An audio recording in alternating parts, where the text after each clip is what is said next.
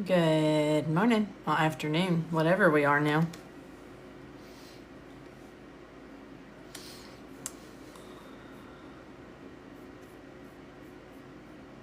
How are you all today? I'm trying to get everything set up on my computer. Make sure that everybody's good and can see. Moving all the random crap out of the way that's on my desk.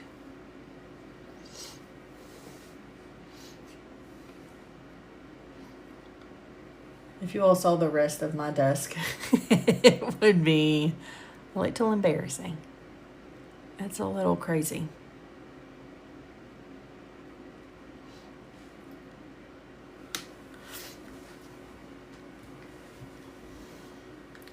Everybody doing good this morning?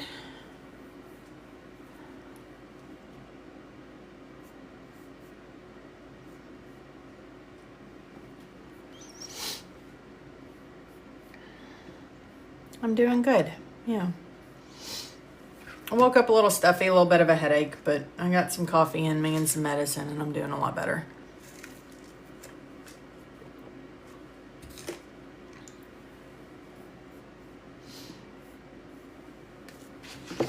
So, where are you at? Are you anywhere close to Kentucky? I know if it's anything like our weather, it's been a smidge bipolar lately. Philadelphia, yeah. So you're probably in that roller coaster of weather, because I think you've been caught in both of these polar vortexes that have been going on. I think everybody right now is just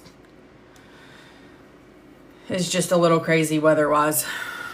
Unfortunately, I don't think there's anywhere that's not crazy.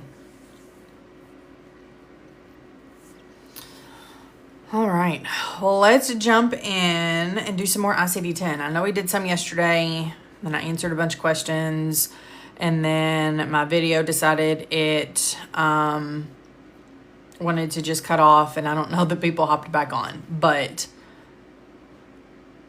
we'll do some more ICD-10 and get some more practice. All right, let's start off with case number 1. We're going to do endocrine, nutritional, and metabolic diseases. So chapter 4. Yeah, chapter 4. I had to think about that for a second. So case number 1. 39-year-old female recently underwent GYN surgery and is now experiencing sleepiness, headache, and lack of concentration. Her physical exam is negative. Diagnostic work concludes ovarian failure, and I'm referring her to a specialist. So our diagnosis is symptomatic post-procedural ovarian failure. So our main term is going to be failure, because that's our condition. Ovarian, or the ovaries, are what are failing.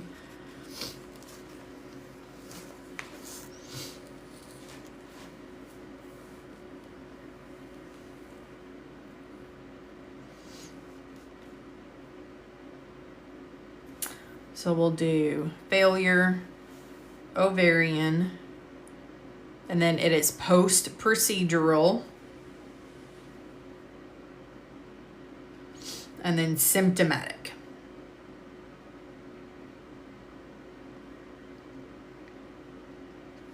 So that gives us E8941.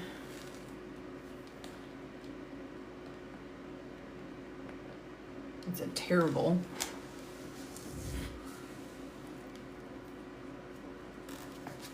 way that I wrote it. Let's go to E8941.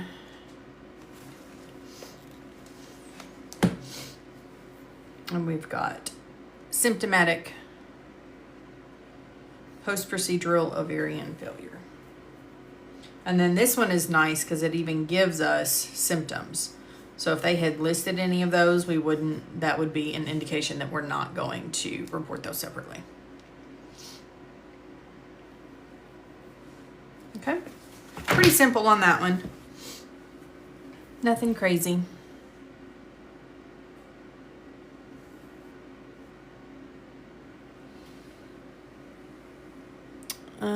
New here, haven't passed my NCLEX. I cannot give you any advice on nursing.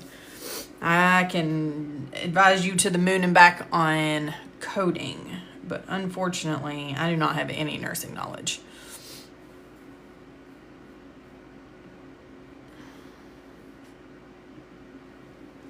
Okay.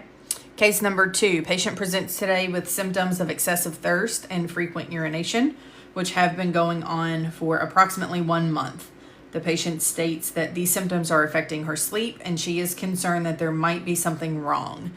Patient denies any shortness of breath, nausea, or stomach cramping.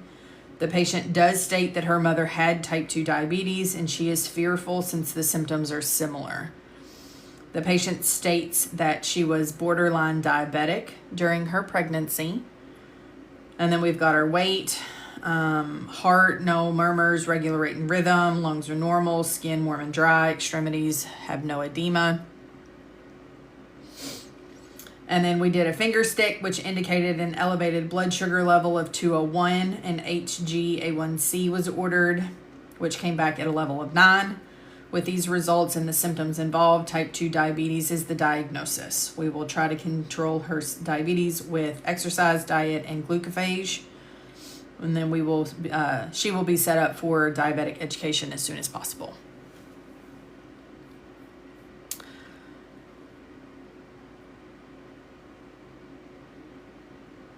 Okay. So for this one, our first condition that we are going to do is our type 2 diabetes.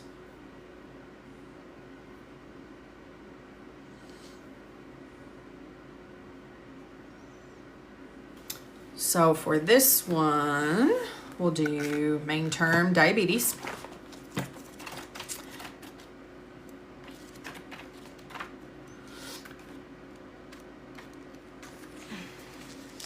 And we've got type 2.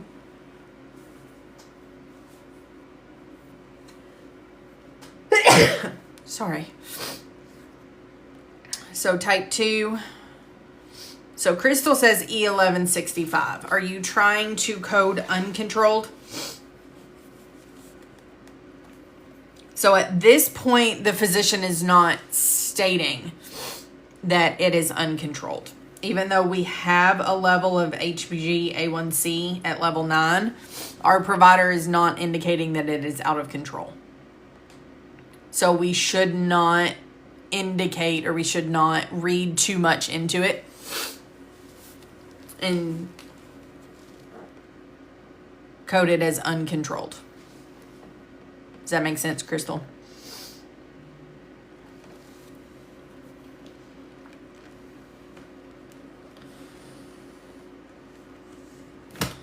So we're just going to stop at type 2 for E11. Hang on. Does it say that she has elevated?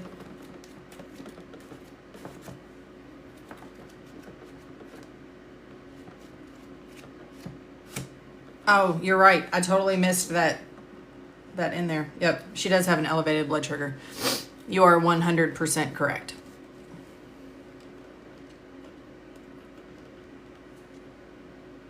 So yes, you are correct. We should do with hyperglycemia. Sorry, I totally forgot that sentence was in there. So we've got the E11.65.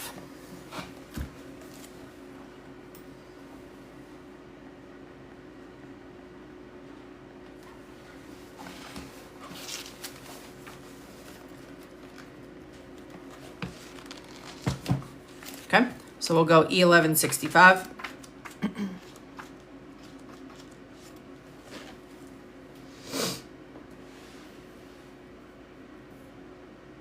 And then we've got our type 2 diabetes with hyperglycemia. Jay, if you go on the AAPC website, there's a survey salary out there that will give you a better idea of what salaries are like in your area.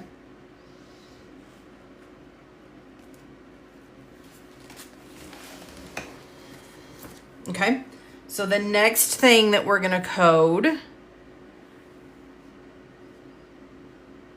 is there's a family history. So mom, oh, let me change colors. Let me do that. And then change colors. Mom had type 2 diabetes.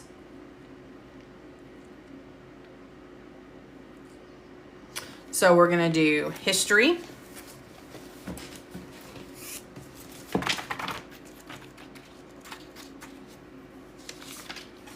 And then we've got to make sure we are under family.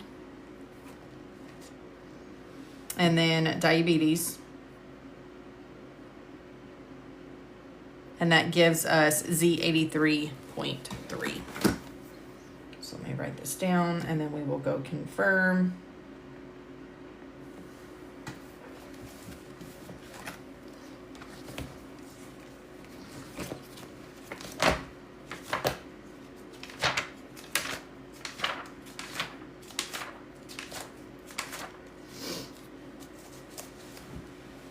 And Z83.3 is a family history of diabetes mellitus.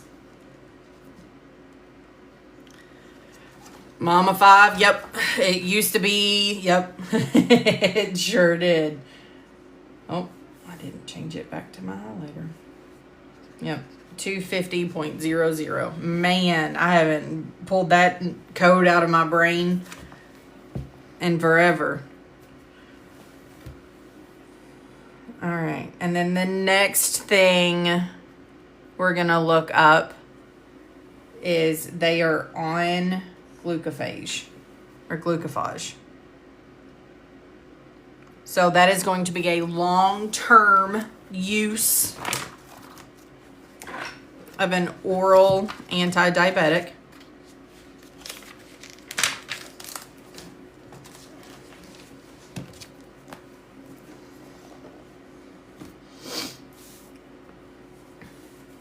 So we've got long-term use of, and then it's an oral anti-diabetic. So that's Z79.84.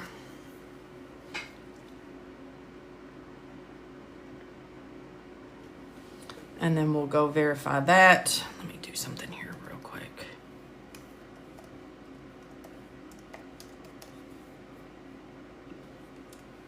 Sorry, I was trying to respond to something really quickly.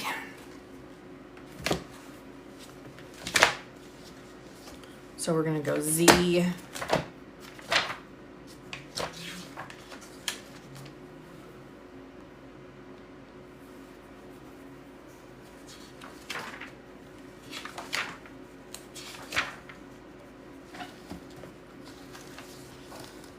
Z79.84. And you've got long-term current use of an oral hypoglycemic.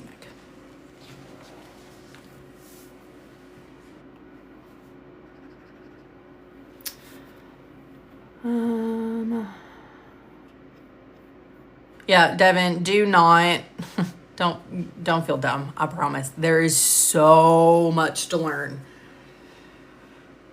You are just peeling back the first layer of the onion, and it's just going to continue. You're just going to pile more information on, but my best advice is just take it page by page, chapter by chapter. It's a lot to learn, but it will eventually start to make sense, I promise. Kita, I do not do PCS. My poor brain, I have tried to do PCS, and my poor brain cannot wrap around it. So I do not do ICD-10 PCS. I can only help you with professional coding, so ICD-10 CM, CPT, and HCPCS. Yeah, PCS is rough. When people say that they do inpatient coding or they are, they love PCS, I'm so envious of them because I want to learn. I have tried to learn, but my poor brain, it's like in one ear and out the other. Like it doesn't even stop at the brain. Like it just goes in and it goes out. Hey, April, you're taking both courses at once and you're getting them mixed up. Yeah, it's easy to get them mixed up. It is unfortunately very easy to get them mixed up. But the more practice that you do, then you will, the more practice you do, the more comfortable you'll get with it. When do you use 7 characters for a code? Just whenever your code description or your code will actually, I'll like expand all the way out. I think I have some examples for some. Let me look. I think I have some examples. I know I have some for 6 characters. Yeah, I've got some for 6 with this chapter. So I'll show you like a little bit more. So, Ishana, if you, they told you not to worry about PCS. If you are studying for the CPC exam, then you don't need PCS for the CPC exam.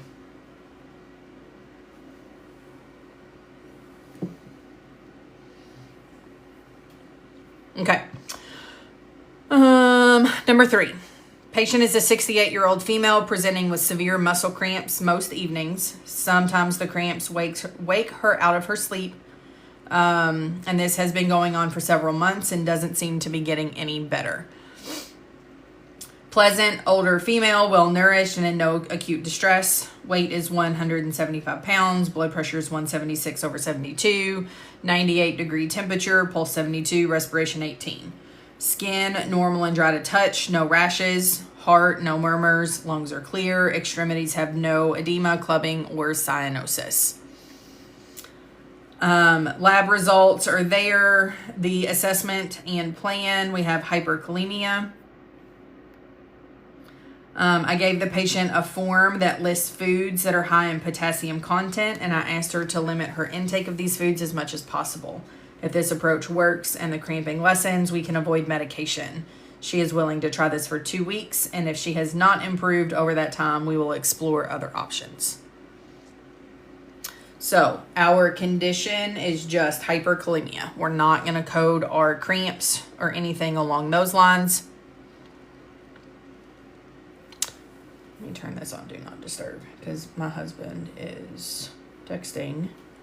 And I don't want you guys to have to sit there and read all of it as it pops up.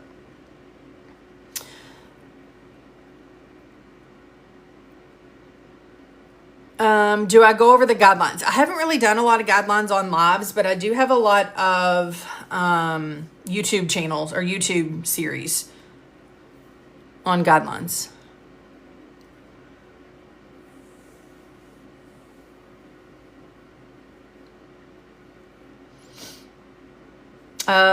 Aurora, where do I get this question? I have a bunch of questions that I just have as an instructor.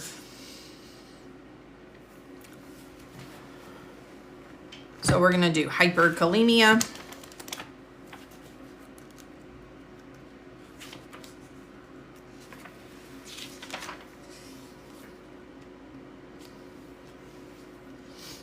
Pretty simple, straightforward to the point on this one. We're just going to go to E87.5.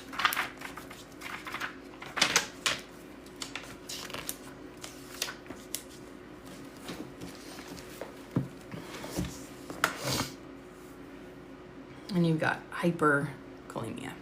Good morning, Nancy. How are you?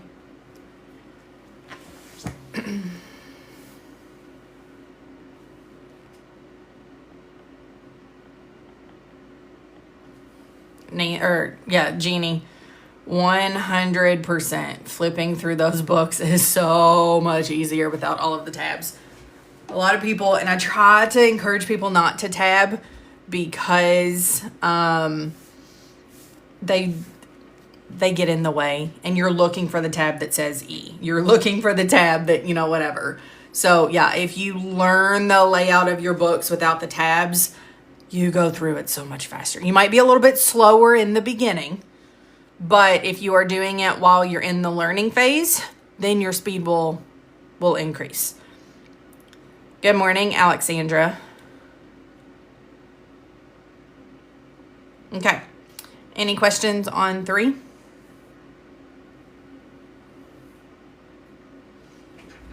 Okay, let's do case number 4. So we have a patient that presents today with a history of thyroid problems 6 years prior to today's visit. She is complaining of some tingling in her hands and feet, some lethargy, and some anxiety. We ran some lab tests, which showed low serum and urinary calcium, as well as low urinary phosphatate, with increase in the serum phosphate. Parathyroid hormone levels were almost absent, and it is determined that the patient has hypoparathyroidism due to impaired parathyroid hormone secretion. That's a whole lot to say, at least quickly. So we have hypoparathyroidism that is due to your impaired parathyroid hormone secretion.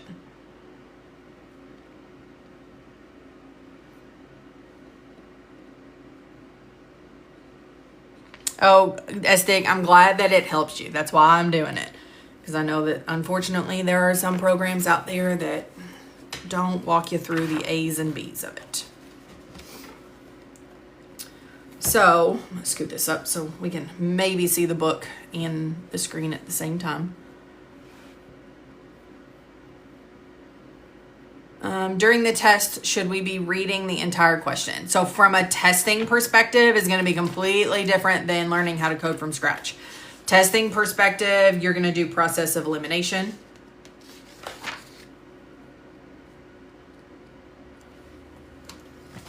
And you won't have to read the whole thing.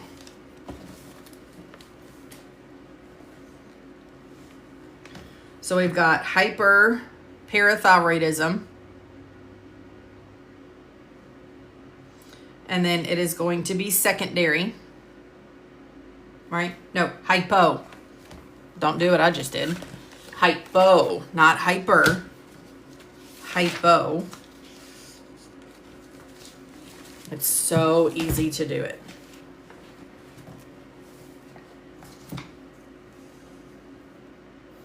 So hypoparathyroidism. And then it is due to an impaired parathyroid function. So it's going to be secondary. And then make sure we go all the way to the top of the page. Actually, it's going to be specified, because it's a specified type of hypoparathyroidism. And then you're going to go due to an impaired parathyroid hormone secretion. And that's going to be E20.818.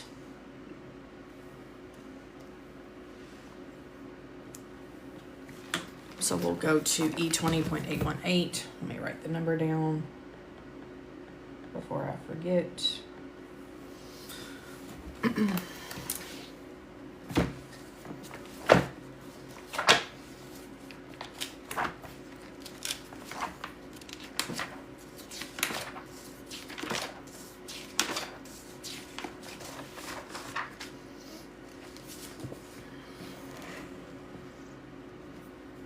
So E20.818. And this actually is an other specified versus unspecified. So they're not telling us if it's autoimmune or anything like that. So it's actually going to be 819. So this is the perfect example of why we need to verify in the alphabetic index or in the tabular list.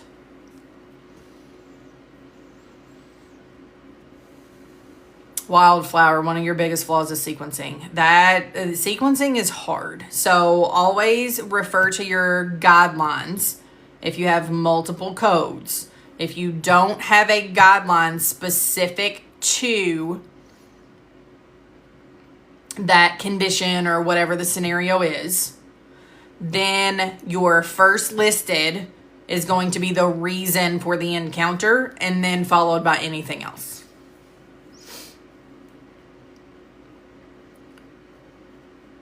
Julie, you finally finished reading chapter 7. Chapter 7's long. Yeah.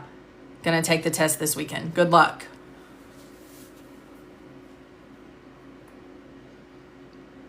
What does unspecified mean? It means that the code set is going to be more specific than the detail that the provider gives us.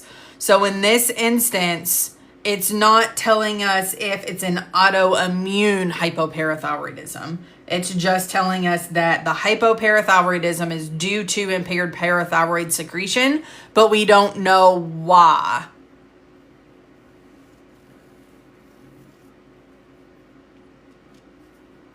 Rudy, I'm not a big fan of using ChatGPT because ChatGPT does not have the most current code set in it.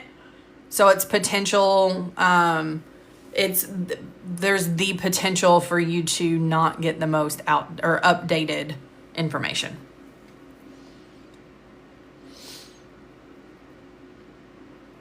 Do you do CPT examples? I have CPT examples that I am going to start working on, and getting them formatted so that it's easier. So yeah, we'll do CPT eventually. When do we not code it? What do you mean, when do we not code what, Aurora? I just want to make sure I'm answering your question correctly.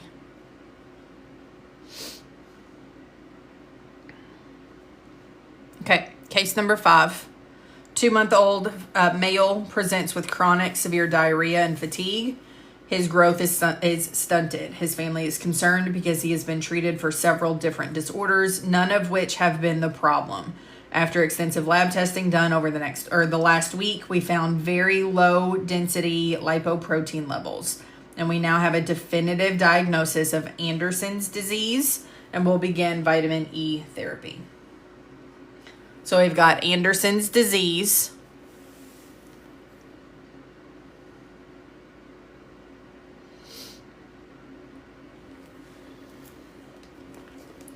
So our main term is disease. You might be able to find it under Anderson's in this one, but let's look. Sometimes it's underneath the eponym, sometimes it's not. Yeah, you can look at Anderson's disease here. Or you can go disease and then Anderson's. So E74.09.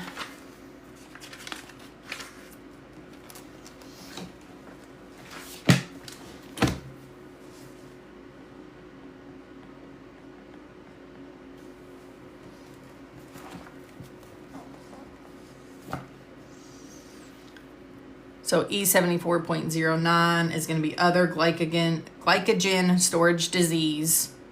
And then your Anderson's is underneath it. Prettier, we're doing ICD-10 CM. If only the exam cases were this direct. With ICD-10 cases, they probably aren't going to have a lot, but I have some CPT examples for cases that are going to be a lot more in-depth. That we'll go over those.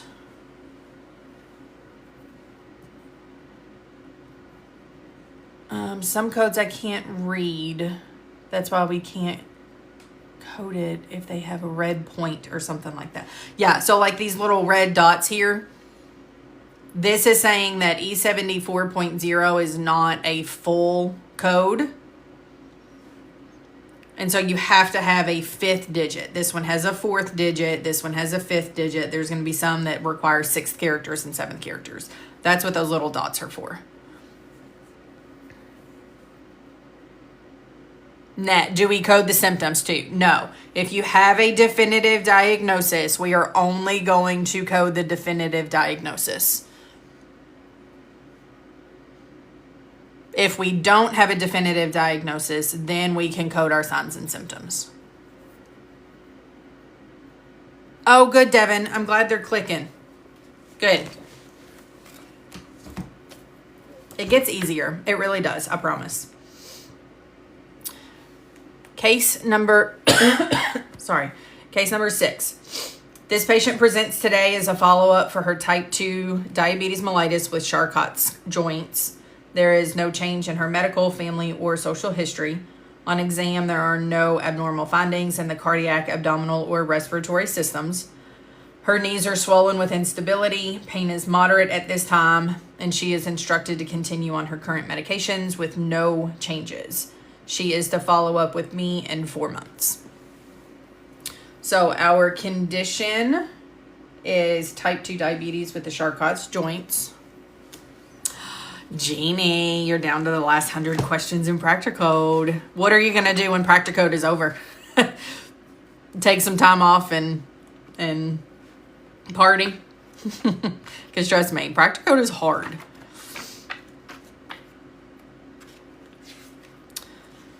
All right, diabetes. And then it is type 2. And then we've got with Charcot's joints.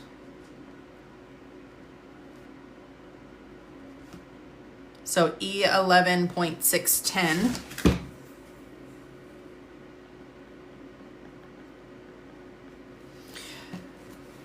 Jeannie, I would double check before you ask them to reset it. See if that's going to affect whether or not you get credit. So see if you make sure you get credit for it first and then ask them to reset it. So I don't want you to lose all of that hard work to get your A off and then they reset it and then they're saying, oh no, you can't do it yet.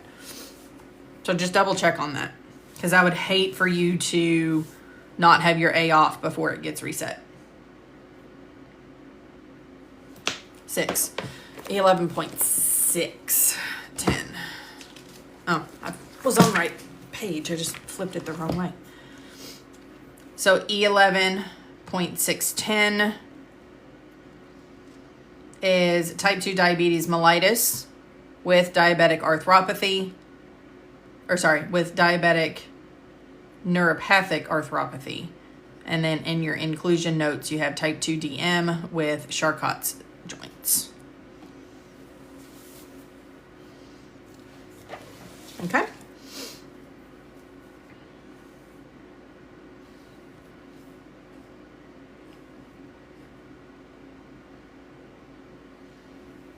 So your main term is going to be the condition, not your descriptor words and not any like synonyms or things along those lines. So let's go up to these here real quick.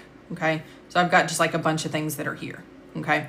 So I'm just going to kind of go through main terms for just a second.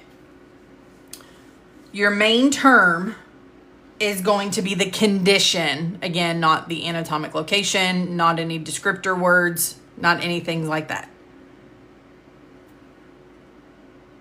So in Wilson's disease with Kayser-Fleischner ring, right eye, our main term is either going to be Wilson's or disease. If it's got a eponym in it, so it's got a name, then we can use the name or the eponym as our main term. If not, it's going to be disease. With simple non-toxic goiter, this is a perfect example. Simple is not our condition. Non-toxic is not the condition. Those are the descriptor words or the types. So our main term is going to be goiter. And then non-toxic is going to be the type of goiter. And then simple is going to be a further description of it. Same thing with non-diabetic insulin coma. Coma is our condition. So that's our main term. It's a non-diabetic insulin. Does that kind of help, Nichols? I know main terms can be really hard to figure out.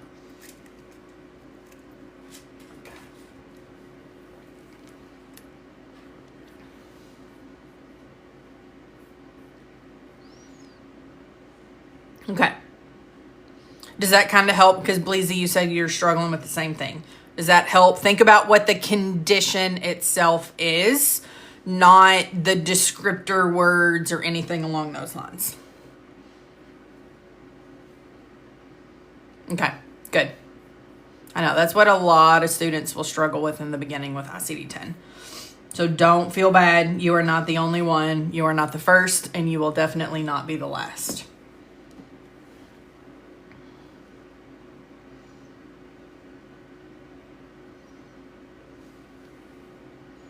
Okay.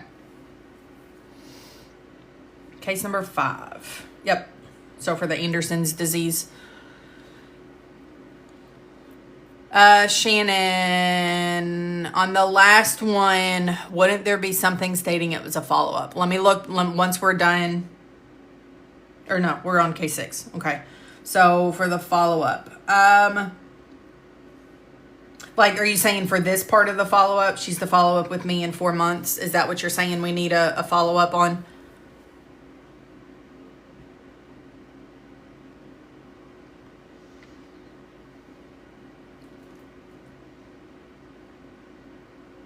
Right, but what are you saying we should code for the follow-up?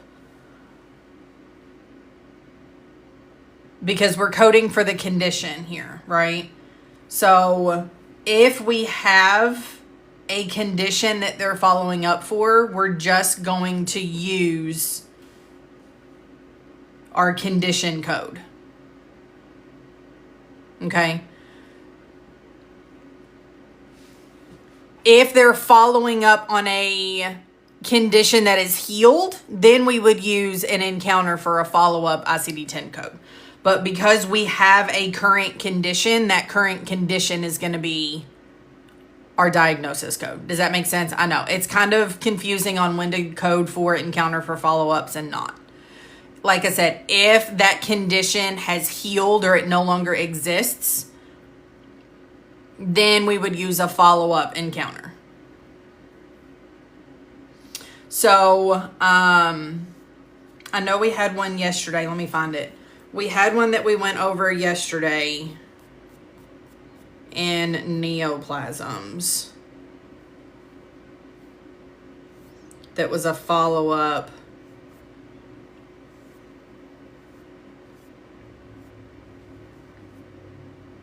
So like this one here that we did yesterday, and you probably weren't on.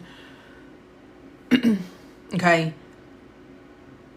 So they are returning to the office for a follow-up of her breast cancer. Breast cancer was treated and it has resolved. So we don't have, in this instance, a current condition. There's no recurrence or metastasis. So this one, we would use a follow-up code. Or an encounter for a follow-up code. Or following metastatic disease, whatever it is, right? So in this instance, because we don't have a current metastatic condition, we're going to use the follow-up ICD-10 code. In this instance, all the way down here, we're not going to use the follow-up code because our condition is current.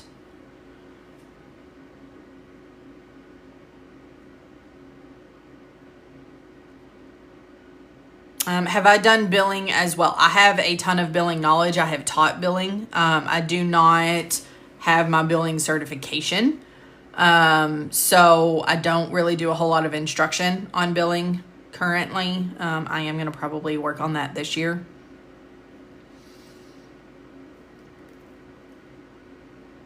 Okay. Does that part make sense, Shannon? V says, I think V's light bulb went off.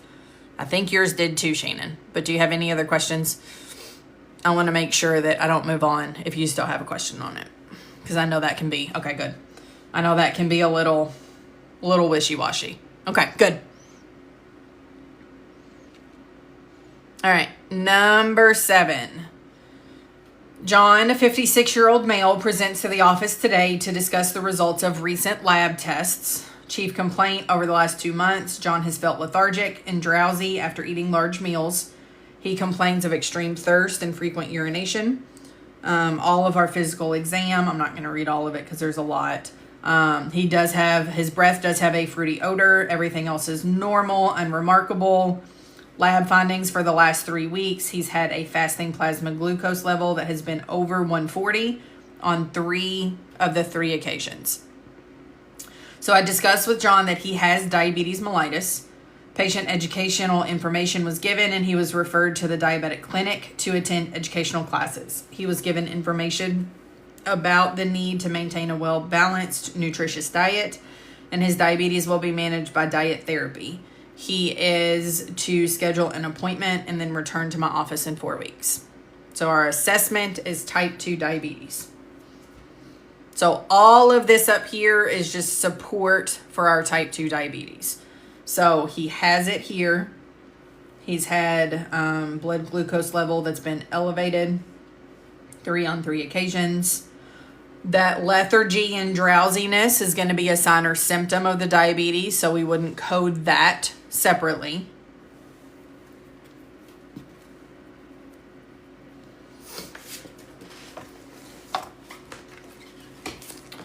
So we'll go main term diabetes.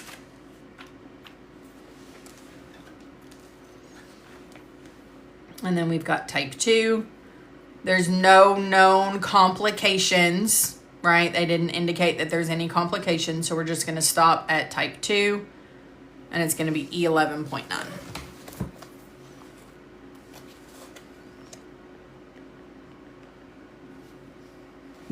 So let's go verify E11.9.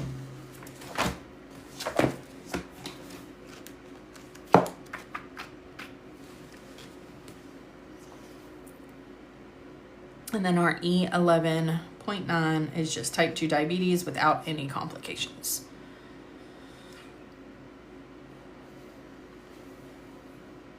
Okay.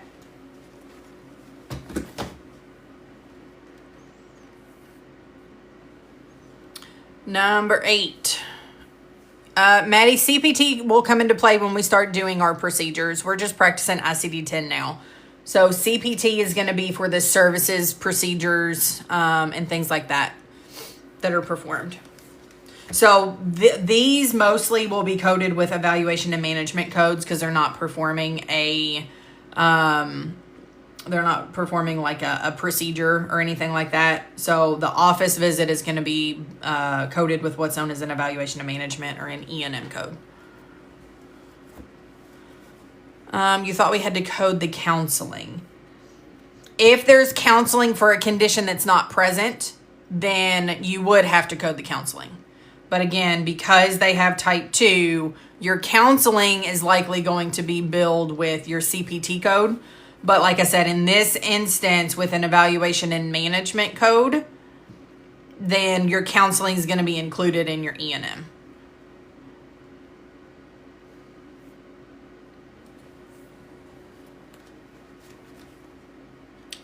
Marisol, I do not have a specific schedule set up right now for when I go live. I do tend to go live more on the weekends, just because I have work and then I have classes and things that I teach throughout the week. So my week is usually a little hit and miss as to whether or not I'm going to be able to go live. So I haven't really set up like an actual schedule yet. Case number 8, we've got skilled nursing facility visit.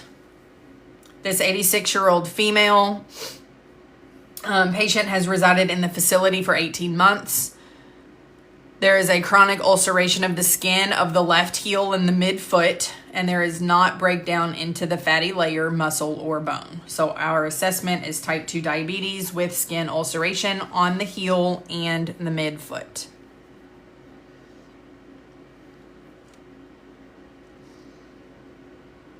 So we're going to look up our type 2 diabetes. Might help if I get my highlighter instead of... Okay. So if we go to diabetes...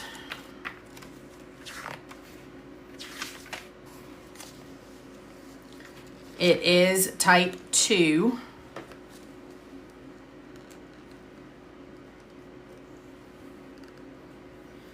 And then we do have a foot ulcer.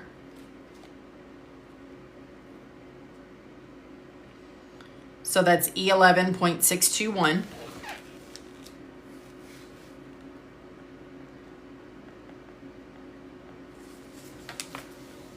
So let's go back to E11.621. And I don't know how I did that and flipped to the right page the very first time. Probably won't happen again.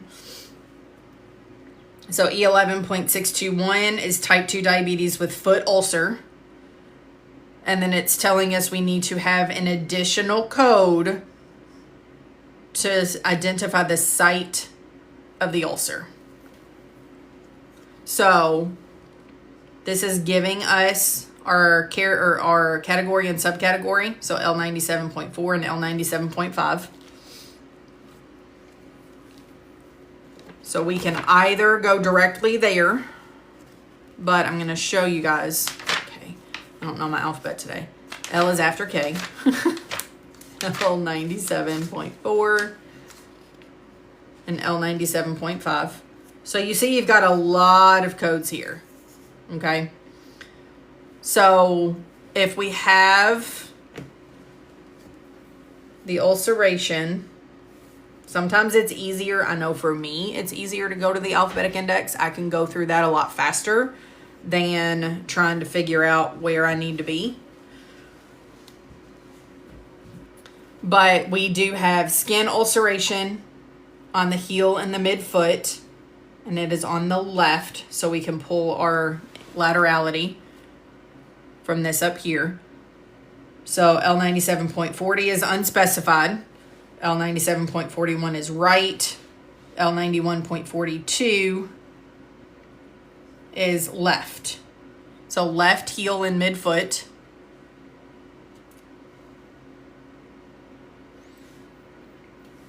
And then we've got to figure out the amount of breakdown. So it says there is not any breakdown into the fatty layer, muscle, or bone.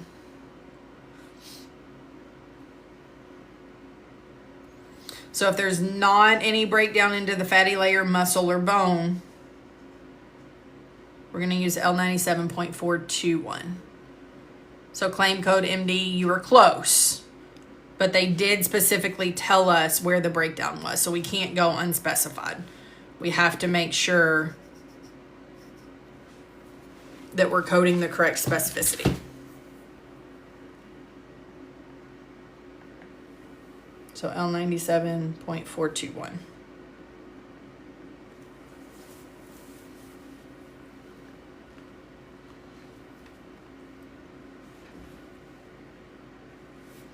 Okay. Case number 9. So 10-year-old male patient is a type 1 diabetic. He was admitted from the emergency room because he's in a coma. He is being seen today for discharge. His insulin levels were adjusted, and then he can be discharged. So type 1 discharge diagnosis is type 1 diabetes with ketoacidosis with a coma.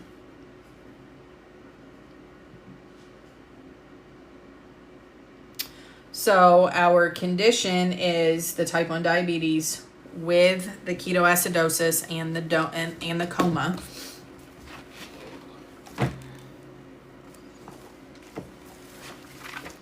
So we're going to go diabetes.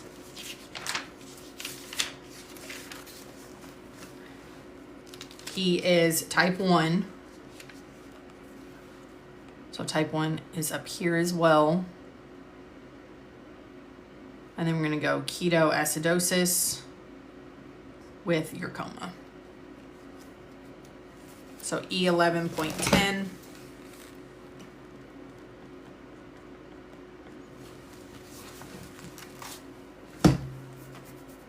And then we will verify it back here.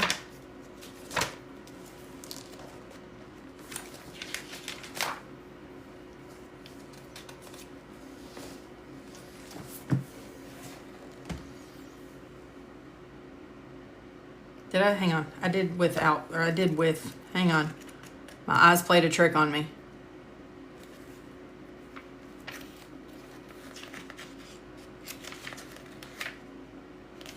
My poor eyes. Hang on. I think I did without instead of with. No, yeah. So I did with, but I just wrote and read the, the wrong number. It's E10.11. Ugh. Sorry, guys. My brain switched up numbers. E10.11. I just switched my numbers.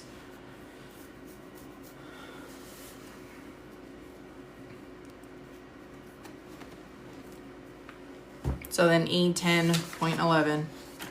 It's easy to do, guys. I'm telling you. Your eyes will play tricks on you. My dyslexia sometimes gets the better of me too. So E10.11 is your type 1 diabetes with ketoacidosis with coma.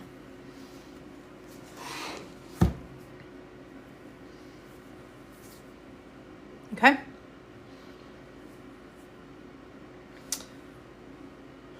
Let's do case number 10. 69-year-old patient is seen today for type 2 diabetes with diabetic neuropathy, controlled with insulin. The patient was instructed to follow up in 2 months or sooner if her glucose levels change. So our condition is going to be our type 2 diabetes with diabetic neuropathy.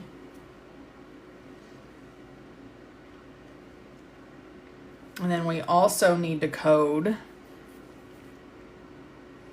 the long-term use of insulin.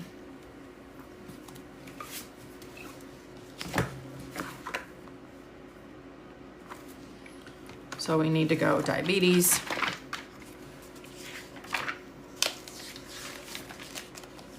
It is type 2.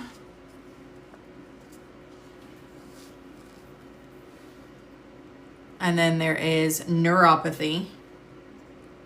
Oh, you guys can't see that. Type 2 for neuropathy. So that gives us E11.40.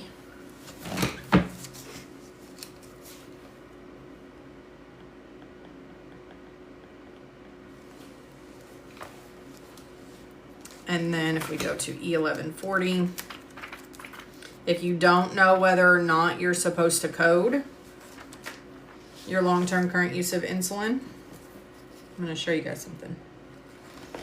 So your E11.40 is going to be your type 2 diabetes with diabetic neuropathy. And then if you go to the E11 category, you've got use additional code to identify control using injectable non-insulin, insulin, oral anti-diabetic drugs, or oral hypoglycemic drugs. So you've got that indicator there.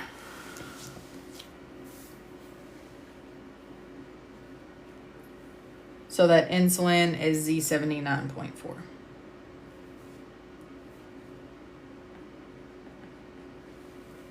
Now, if you're looking it up in the alphabetic index, you will go to long-term.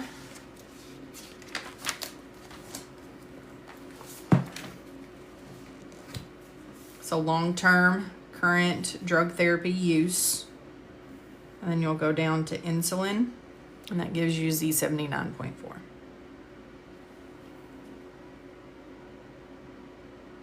Bobby, these are additional ones from the actual coursework.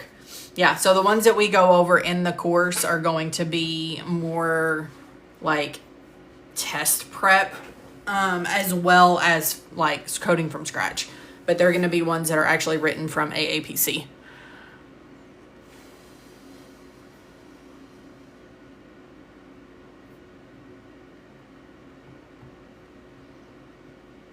Okay. Kiki, no, you do not have to memorize these codes. You can take your 3 coding manuals into the exam, and then in the real world, you can either use your books, or you can use an ebook, or you can use an encoder. Elephant, how do you know if it's long-term? Is there a short-term code? No. With diabetes, okay, if it indicates that they're on just taking it temporarily, then you wouldn't code it. But with diabetes, then we can assume that if they are on insulin and they're not indicating that it is a temporary, then we can code it as long-term. Are there any that you just remember because you use them a ton? Yes. Eventually you will have ones that will stick in your brain, like I-10 for hypertension, E11.9, E78.5 for hyperlipidemia, things along those lines. But yeah, it's not a requirement that you learn them, but it will eventually, like they will start to stick in your brain. So an encoder is going to be a software that you will look up codes, or it will help you code certain things, and then it'll tell you, guidelines. It'll tell you NCDs and LCDs and all of that type of stuff. So it just encodes everything into a single place. Miranda, where can you take classes? So I am an instructor at Legacy Education. The link is in my bio for our program. We are an AAPC approved education provider. And so we offer the same AAPC material, and then you get a bunch of perks if you go through us, like book prep, resume services, an internship, all of that kind of stuff. Devin, would you recommend physical or ebooks for the test? I'm a huge proponent of physical books because you can write your notes in there. Whereas if you do the the ebooks with the exam, it is going to be a blank copy. So any notes that you make in your personal ebook will not transfer over to the exam. But if you have them in your physical copy of the book, then you can, obviously bring in that physical copy of the book and have those notes and things. Yeah, Julie. CDI, your mind is full of memorized codes. I 100%. Beely, yep, I prefer the book over the encoder. Yep, I do too. I'm a book person. I'll use my encoder every now and then, like if I'll have to look at what codes, like what CPT codes are with your ICD-10 codes and things like that, and your NCDs and LCDs, it's all in one spot. But if I am just coding, then yeah, I prefer my hard copy books for sure. Devin, unfortunately, all of our benefits are only available to Legacy students. You can, however, I wasn't going to go over this today, but since you guys kind of had asked, you can get the book prep. So the book prep is available on the Legacy website, and you can purchase the book prep. So let me see if she's updated this or not. She did. So guys, this is literally, you all are the first people to officially know. 2025 book prep is officially available. So if you click on your whatever section of book prep that you want, if you click on, say you want 2020, or you want all of the files, 2024 and 2025 are available. Like, she has literally just uploaded this probably as of like 20 minutes ago, because right before I was going live, she was working on doing some things. So this is officially live. 2025 is live. Like, I'm super excited about this because I've been getting 850 questions. When is 2025 happening? And I've been saying we're like almost there. I promise, guys, we're almost there, but it is officially live. So you can get the book prep. It's either broken down in sections if you only want individual sections, or if you want the full CPT, then you can purchase it all as a whole. Okay. And then the ICD-10 is going to be separate. So again, all of the files are going to be everything from A to Z in the CPT, and then you still have to get your ICD-10 is going to be separate, but your CPT book prep all files is going to include A to Z CPT. And then again, it used to be listed as 2024, but we actually are just listing it as a single listing, and then whatever section you're wanting, then make sure you are getting 2024 or 2025. You are choosing the correct option. Anything book prep wise, you can use code TRCC and get 10% off.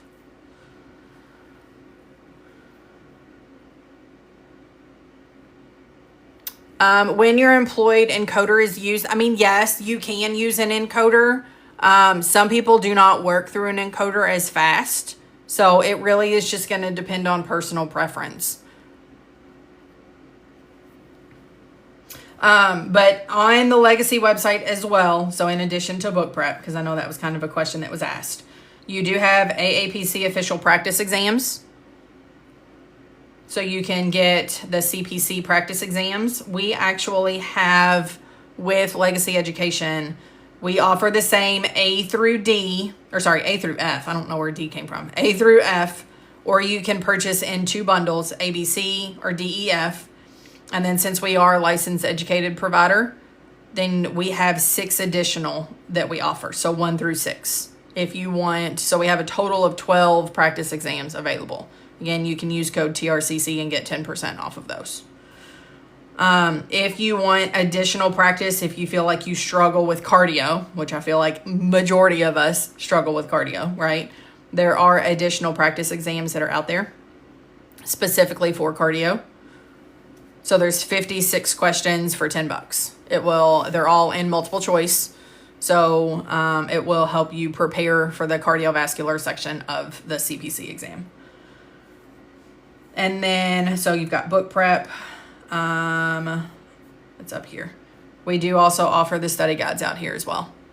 So the study guide for the CPC, CPB, or CRC exams. You can, again, use the TRCC and get 10% off. Interventional radiology. We don't have a section specifically for interventional radiology, but it would be found in just the radiology section.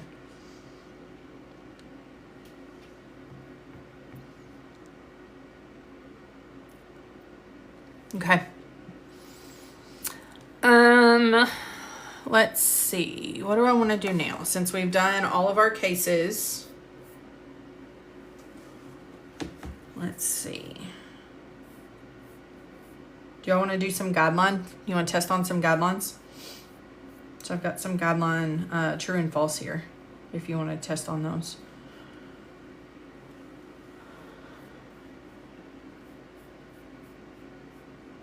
Okay. Let's test on some guidelines. So these are specific to endocrine, nutritional, and metabolic diseases. So chapter 4.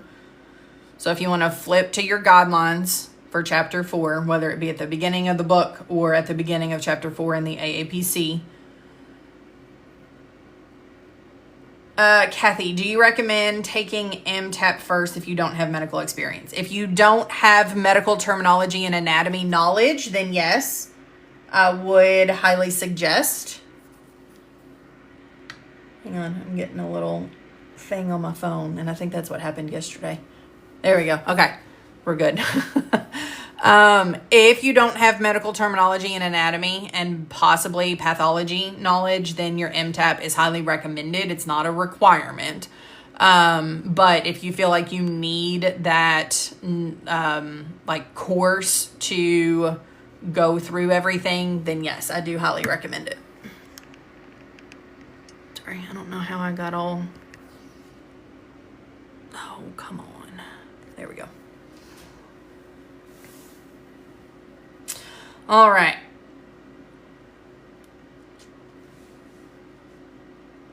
So question number 1, true or false? The diabetes mellitus codes are combination codes that include the type of diabetes, the body system affected, and the complications affecting that body system. Is that true or false? True. Yep. Do you know what guideline it is? So do you know how to write out if you're trying to tell someone what guideline it is? Do you know how to write it out? Or if someone were to give you a guideline, would you know how to follow it? Bobby, yes, I know. That is something that I need to make a note of it, because I noticed that last week and I had somebody point it out, and I thought I had sent the image to her.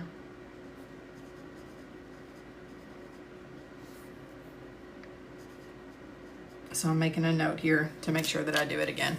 Okay. So if you have a guideline, okay, if someone were to say, what guideline do you have that supports this?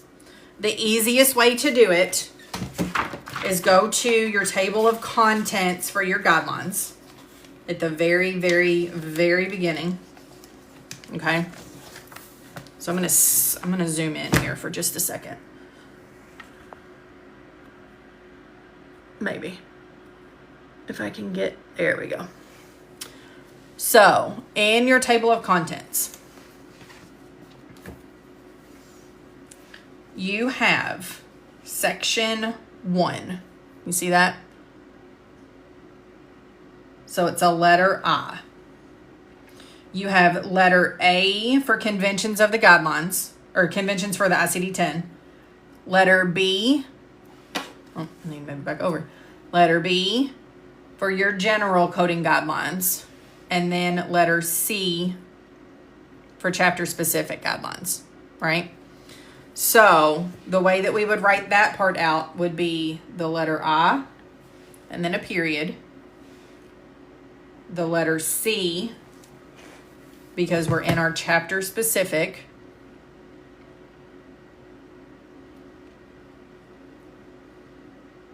And then we're in chapter 4 for endocrine, nutritional, and metabolic diseases. So it's going to be a number 4, another period.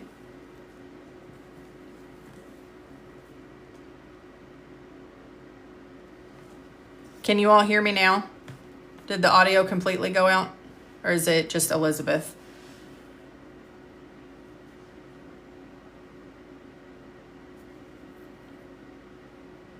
Okay. And then letter A is going to be for your diabetes mellitus. So it's in lowercase a.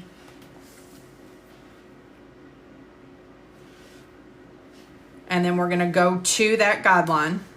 I'm just going to go to it at the beginning of chapter 4.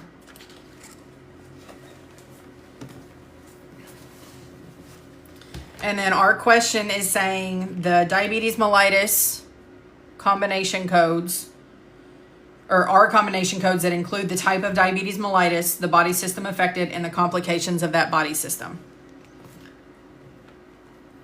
So this letter A is this letter A here. And then because our sentence that we're looking for is right here, then we're just going to stop at letter A.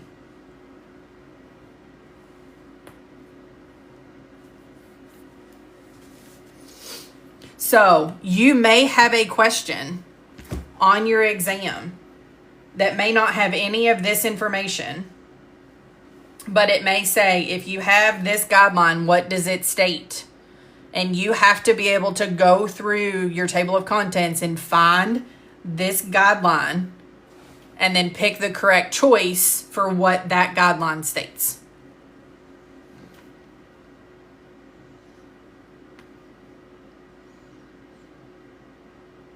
So this guideline is IC4A.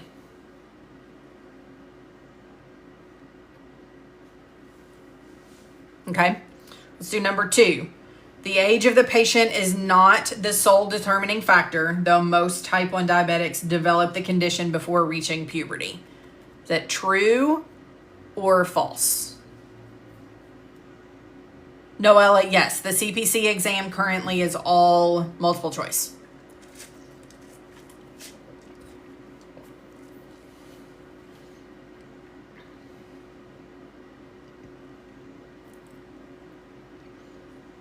Okay. So this one is true. Because it is not the sole determining factor. If it said it is the sole determining factor, then it would be false. But because it is not, and then again, our guideline, so we're IC4A, right? Because we're in the same thing. And then our type 1 or type of diabetes is going to be number 1. So then we would just do it with IC4A and then a 1.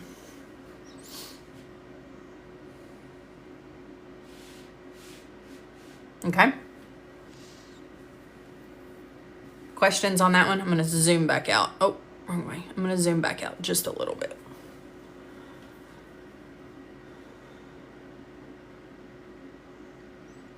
Okay. Number 3, if the type of diabetes mellitus is not documented in the medical record, the default is type 1 diabetes mellitus. True or false?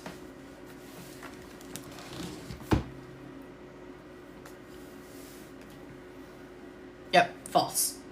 So our guidelines will tell us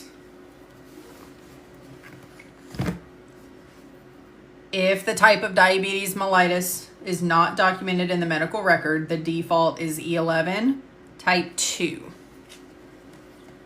So this one is going to be IC4A2.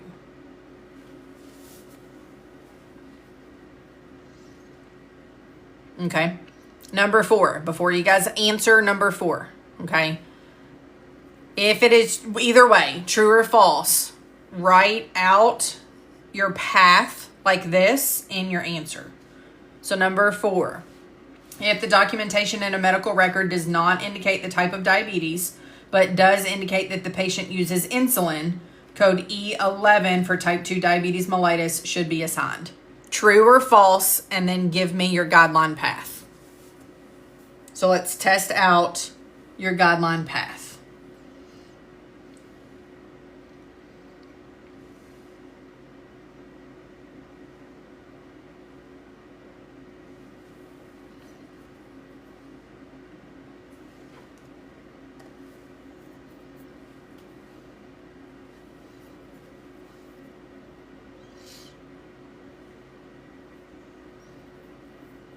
Okay, April, if you don't have your books in front of you, that's fine. So do you think it's true or false?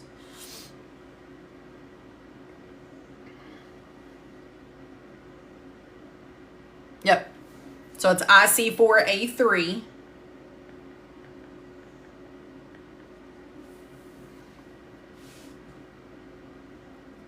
And this one is true. If we don't have it documented as the type, we're going to use E11 for type 2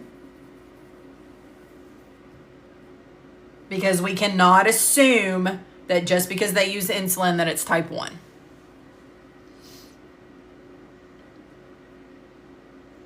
Okay?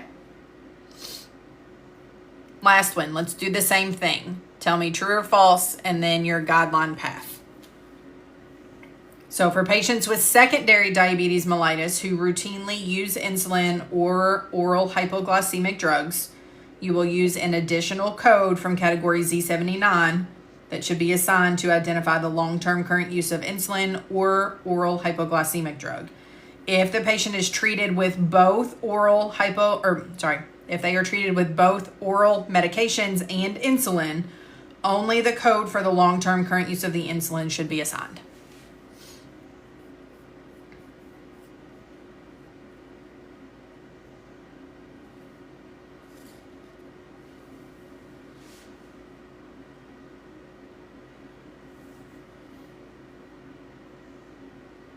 Okay, you all have the guideline path.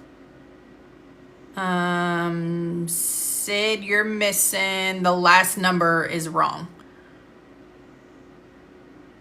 IC4A6A. So that's the correct path, okay?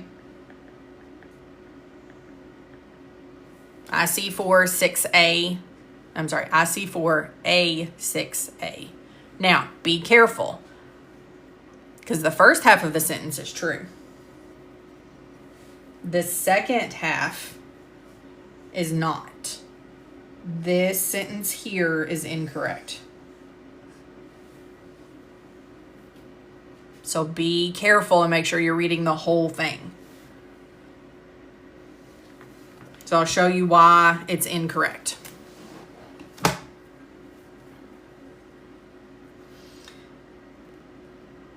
Here, let me zoom in a little bit too far, but it's fine. If the patient is treated both oral hypoglycemic drugs and insulin, you should code both Z79.4 for the long-term current use of insulin and Z79.84 for the oral hypoglycemic. Our question, let me go back out. Maybe, hang on. It's doing something funky.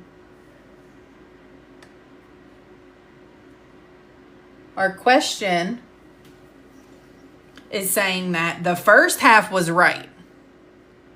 This is saying we should only code for the long term, whereas our guideline is telling us we have to code for both. So it's saying both long-term current use of insulin and the long-term current use of the oral hypoglycemic. So this one would be false. This one was a tricky one. So again, like I said, first half was correct. But make sure you're reading the whole thing. Because if they won't have true or false. But they may have, what does this guideline stand for? And then they may have the second half stating 3 or 4 separate things. So make sure you're reading the whole thing. And you're not only just skimming the first half and saying, yep, we're good.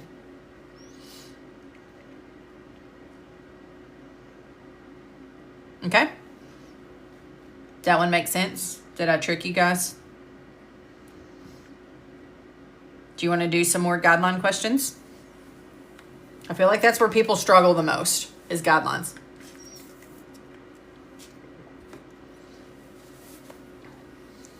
You want to do more guideline questions? I don't have any more for chapter 4, but I do have other sections. So let's do chapter 5, mental, behavioral, and neurodevelopmental disorders. So same process here.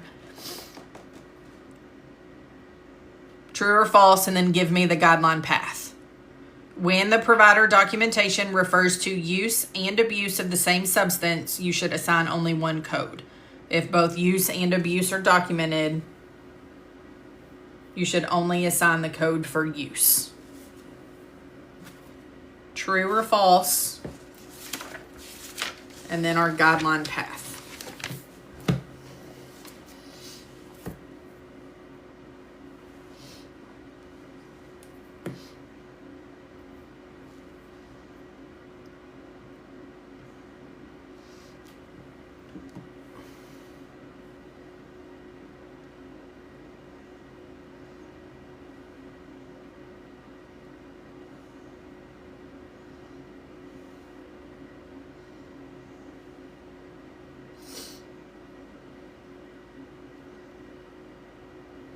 Okay, so true.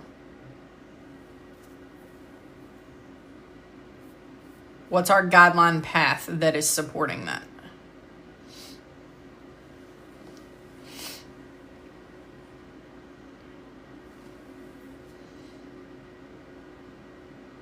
If use and abuse are documented,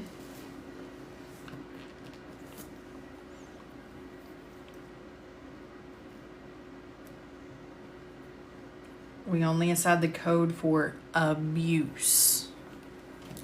So our question is saying we code for the use, but our guideline is telling us abuse.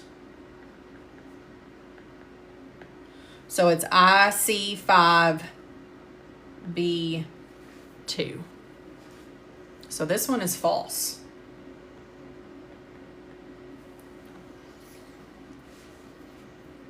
So the biggest thing to remember, you have a hierarchy, okay?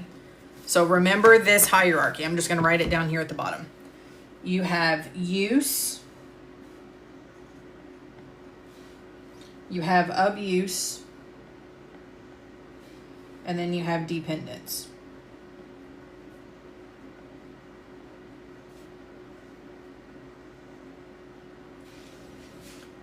Whatever is higher on this list is what you code. If you have use and abuse, you're only going to code abuse.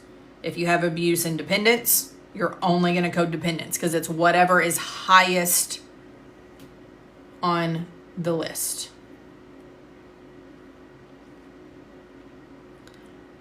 Doesn't the first bullet say only abuse? Yes, but your question, your guideline that you have here says if both use and abuse are documented, you only assign the code for use, not abuse.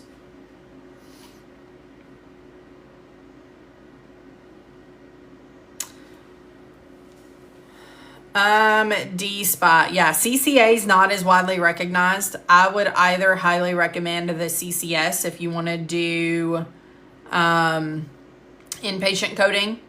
If you want to do professional coding, then your CPC is the certification that I would recommend. So yeah, your use, abuse, and dependence is on a hierarchy. Whatever is highest on the list that is documented, that is going to be the one that you want to use. So this one is, again, this one was tricky, right? Because the first half was right. Everything was right except for this one word.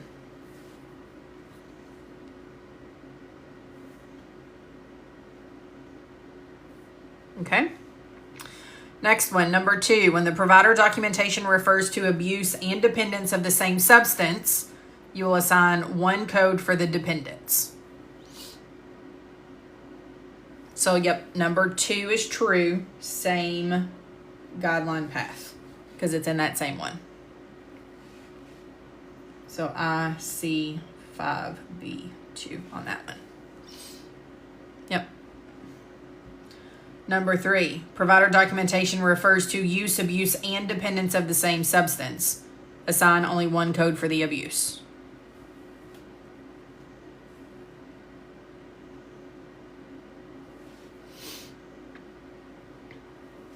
False. Yep. Which one should we code? Instead of the abuse, which one should we code?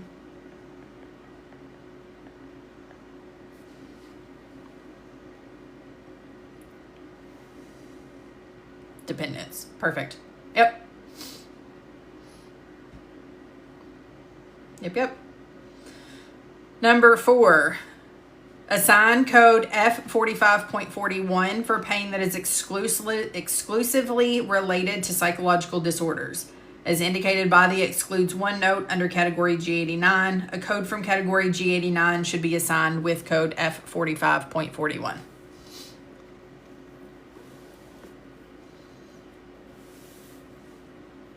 So true or false, and then our guideline path.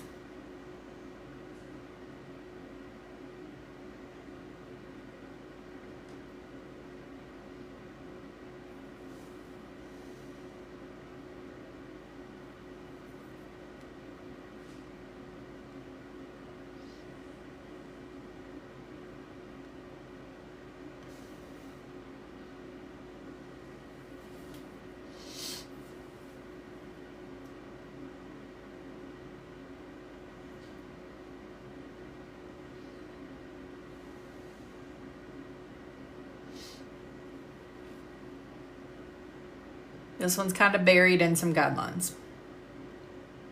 Hey, Luna. Okay, yep. So the easiest way whenever you do this is just take your guidelines out, and we're looking for F45.41. So just kind of scan it and look for that code. I see F4541 right here. I don't think it's anywhere else. So that F4541 is the first thing that I'm looking at, right? So our question, or our true or false, is assign code F45.41 for pain that is exclusively related to psychological disorders, as indicated by excludes one notes under G89. A code from category G89 should not be assigned with code F45.41. So again, very similar, but this is saying it should be, and we're missing not. So this one is false.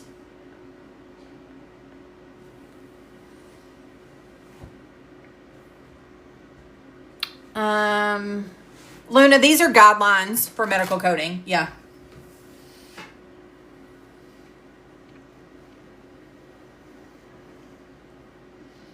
Okay. And last one. So again, our path is IC5A for that one. That's an A, not a 9.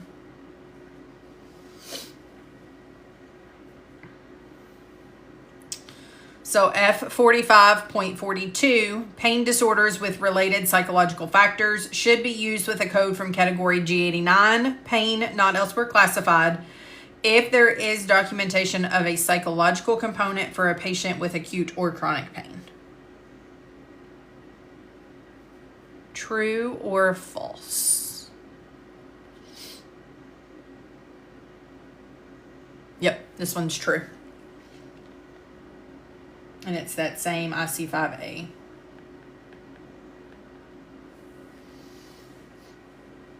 Yep. So we're going through these guidelines like this. Is this helping you guys? Like I said, I know guidelines are a struggle to read and process and comprehend.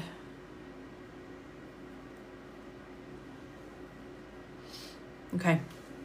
Let's do nervous system guidelines. So let's go to chapter 6.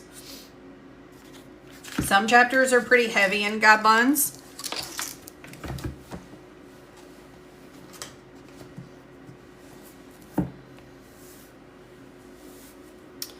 April, so you do great on practice stuff. It's the exams. Yeah. Do you have test anxiety? I do. Hi, it's me. I have test anxiety. It's easy. I'm telling you, test anxiety will make or break it. So have you done practice exams, like AAPC official practice exams? Have you prepped your book? Because that's what I found a lot of people struggle with. If they have test anxiety and they walk into the testing environment, whether it be at home or in a testing center, then they just kind of like purge the information. But if you have your books prepped, then it helps kind of like bring some of that back. Like you've gotten all of the thoughts that are in your head, you've gotten them into the book so that even if your brain purges it, it's in the book for you.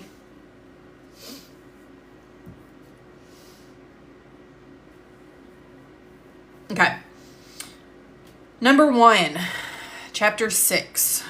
If pain is not specified as acute or chronic, post-thoracotomy, post-procedural, or neoplasm related, do not use a code from category G89. True or false? And then our path for the guideline.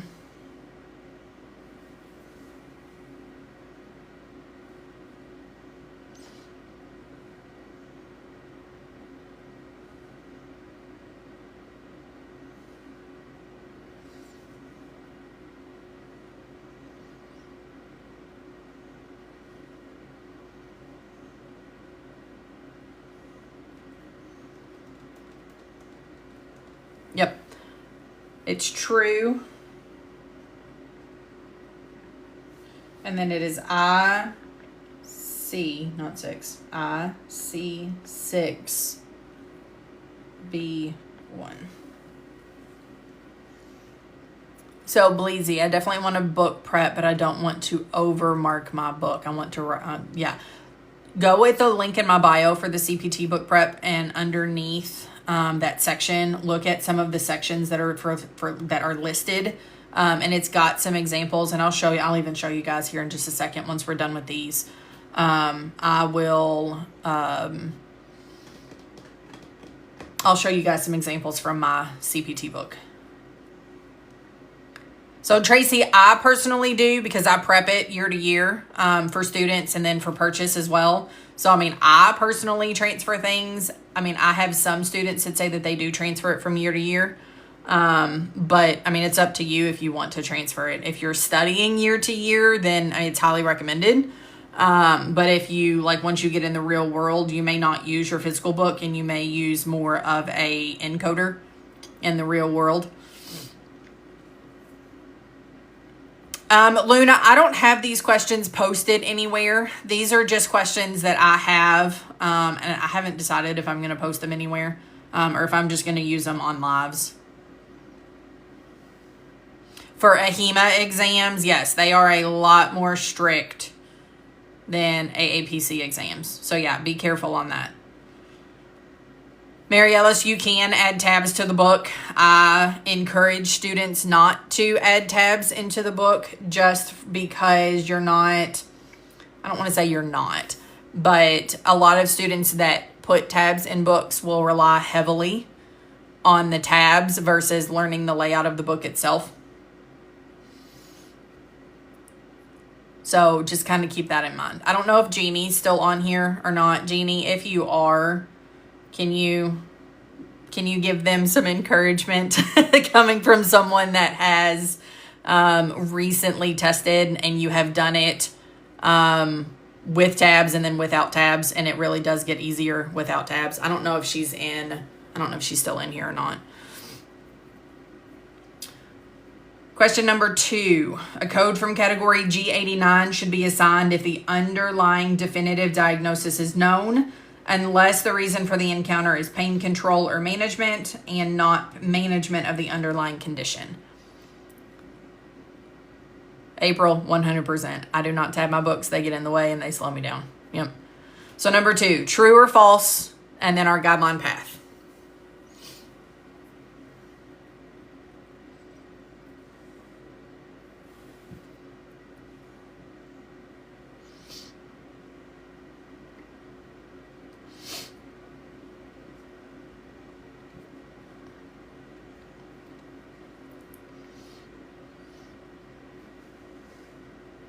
So code from category G89 should not be assigned, or should be assigned, if the underlying definitive diagnosis is known, unless the reason for the encounter is pain control or management, and not management of the underlying condition. Carolyn, yeah. The more comfortable you get with the book, the more the tabs get in the way, and you can get through the book a lot faster. 100%.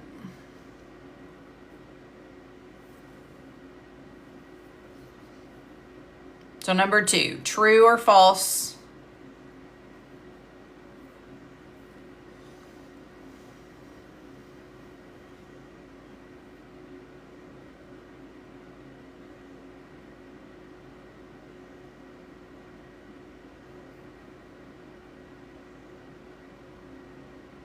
Okay. Got 1 true.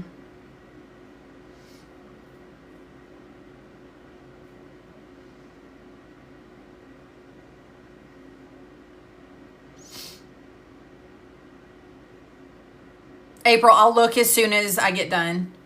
As soon as I get done doing live, then I'll answer any comments and questions and all of that. Okay, number 2. I'm going to show you guys. So it's IC6B1 again. Okay, so same one. A code. I want to make sure, yep, you guys can see it. A code from category G89 should not be assigned. So we're missing not be assigned. Yep. if the underlying definitive diagnosis is known. So this is IC6B1 again.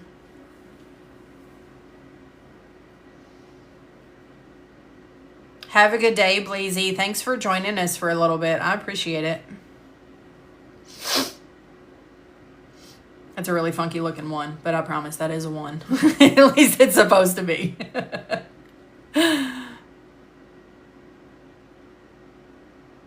Okay. Number 3, chronic pain is classified to subcategory G89.2. There is no time frame defining when pain becomes chronic pain, and the provider's documentation should be used to guide use of these codes. True or false? And then our guideline path.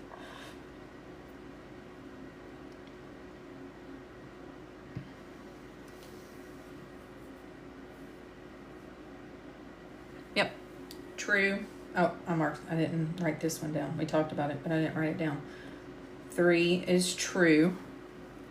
And it's IC6B4. Yep.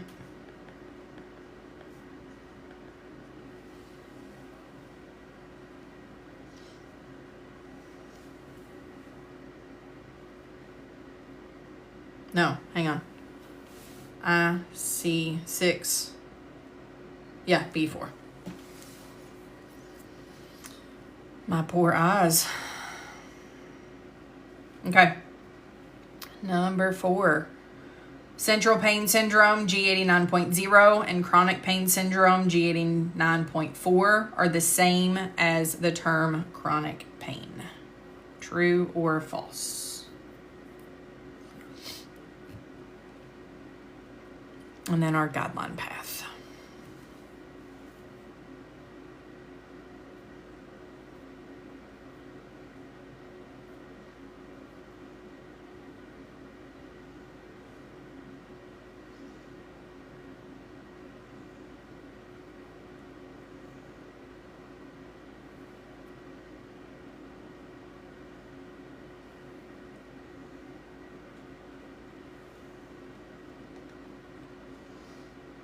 Okay, false. Yep, I've got a couple people saying false. Yep, that one is false. Anybody have our guideline path?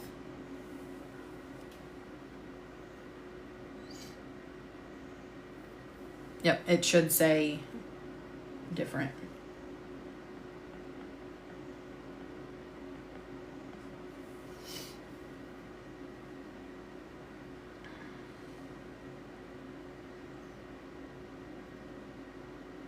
So our guideline path is going to be IC6B6. Yep.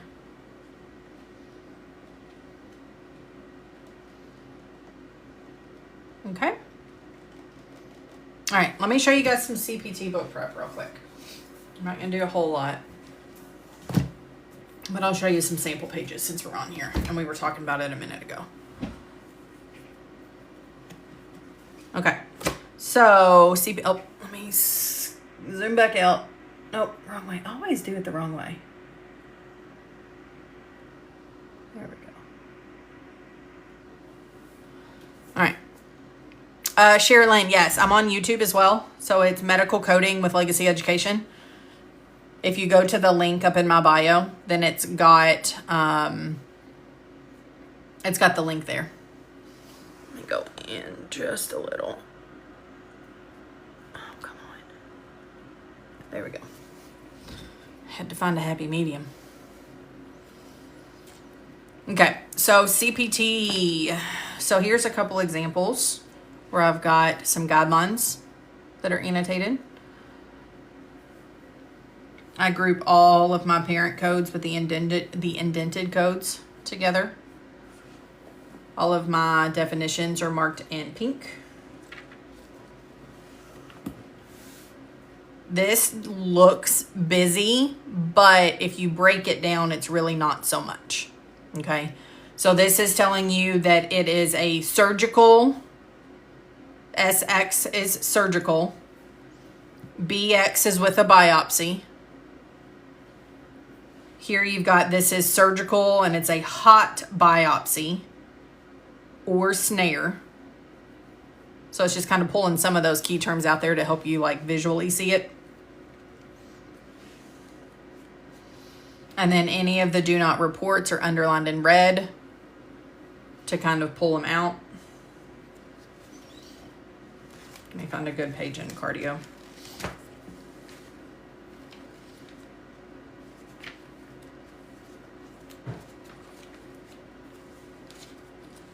I know what page I want. I just have to find it. Here. So this is for your cabbages.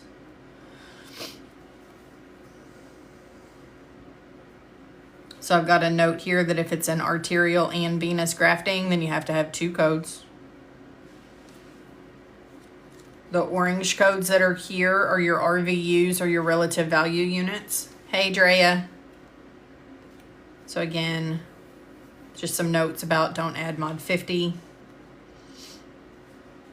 Things along those lines.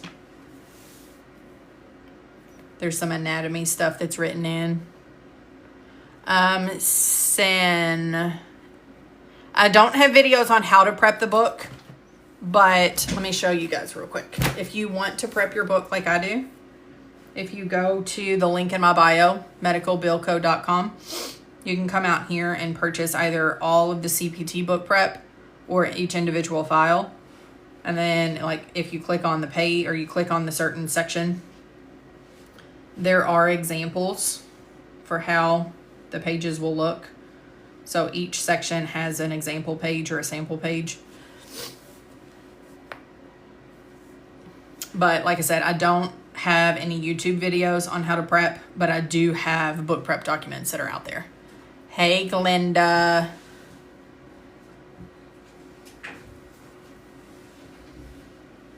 So they are broken down. If you have 2024 books, then you can either purchase 2024 or 2025.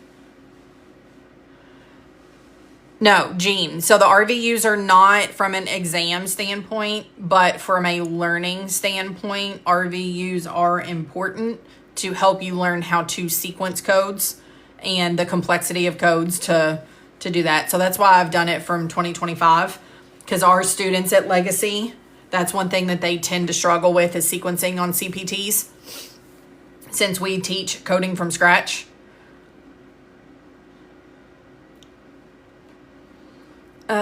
Elfin, can you buy these if you're not in a program yet? Yes, you can. They're available for purchase to anyone. Are you considering signing up with Legacy?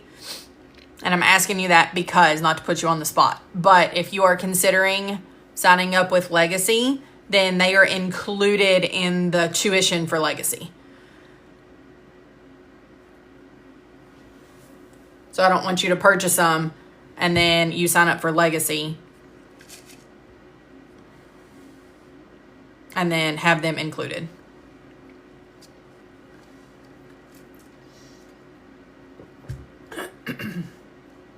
So Elfin, if you are considering AAPC, we offer the AAPC material. We are cheaper, I guess more cost effective, not cheaper. And we have a lot more things. So let me show you what all's included in the program real quick. So self-paced versus instructor-led has the exact same options. It's just the instructor-led includes 3 hours weekly for a session. Included in AAPC,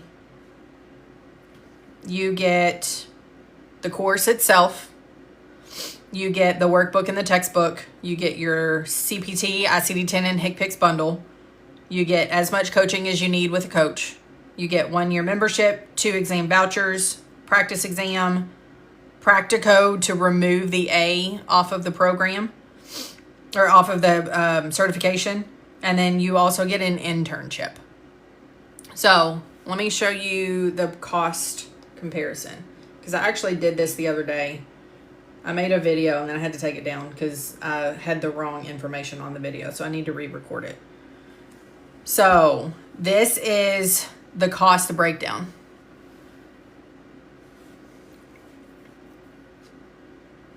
So if you were to get, oh no, sorry, this is self-study. Hang on, I have one for AAPC. Let me find it.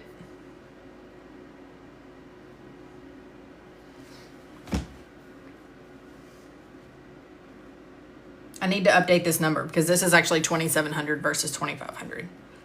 But for 2,445 plus tax and shipping, I actually think their number has gone up more too. I think theirs is 2,799. So actually I need to completely update this. You only get this. With Legacy, you get all of that.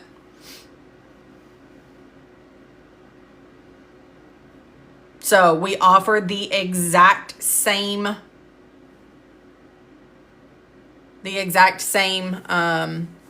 AAPC package. AAPC in that $27.99 does not include your coding manuals, does not include your exam vouchers, does not include any practice exams, does not include all of that type of stuff. So if you go with Legacy, you're going to spend a lot less and you're going to get more.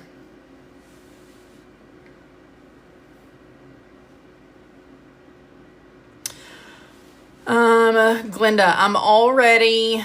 Oh, sorry, hang on. Let me back up one question. Where can you get the RVU values? You can get them on the CMS website. So if you just go to Google and type in CMS RVU values.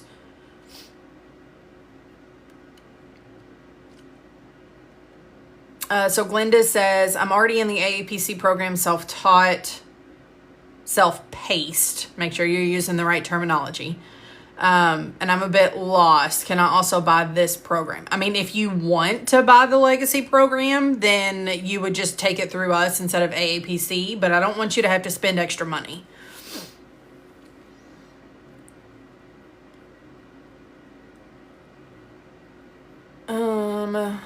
The CPC is for coding only. We do have a billing certification program, we do have a billing instruction program. So that's the CPB. You can do the dual course, either self-paced or instructor-led.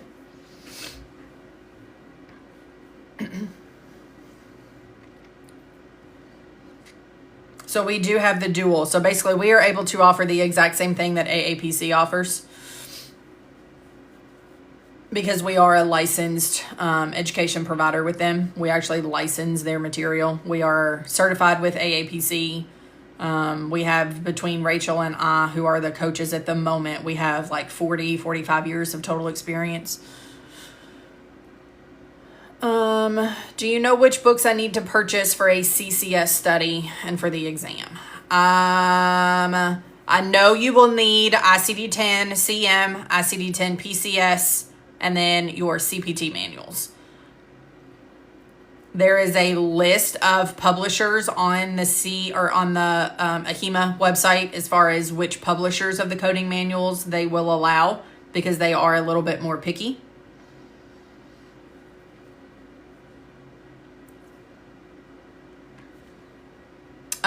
Vampris, anything that I've been showing, yes, you can get on the website.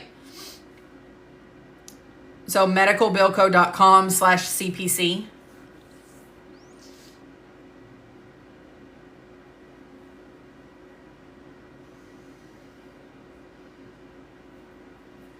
Yeah, Luna, our course comes with books. So all of the books are included that you need.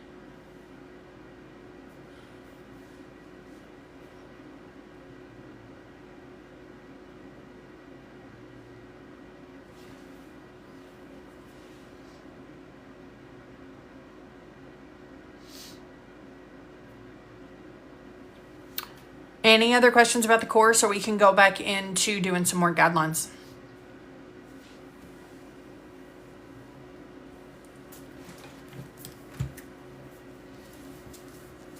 Yeah, we actually have, if you're enrolled in our course too, we have multiple non-official practice exams.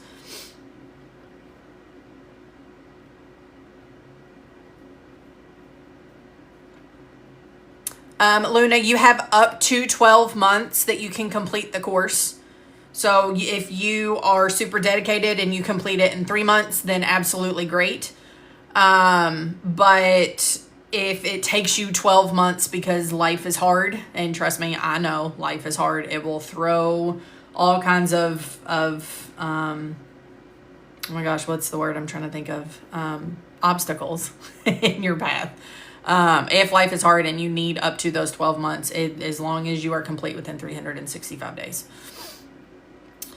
Is there any way that you can purchase just the one-on-one coaching and the stuff you didn't get? Unfortunately, we don't offer the one-on-one coaching to non-legacy students at this time.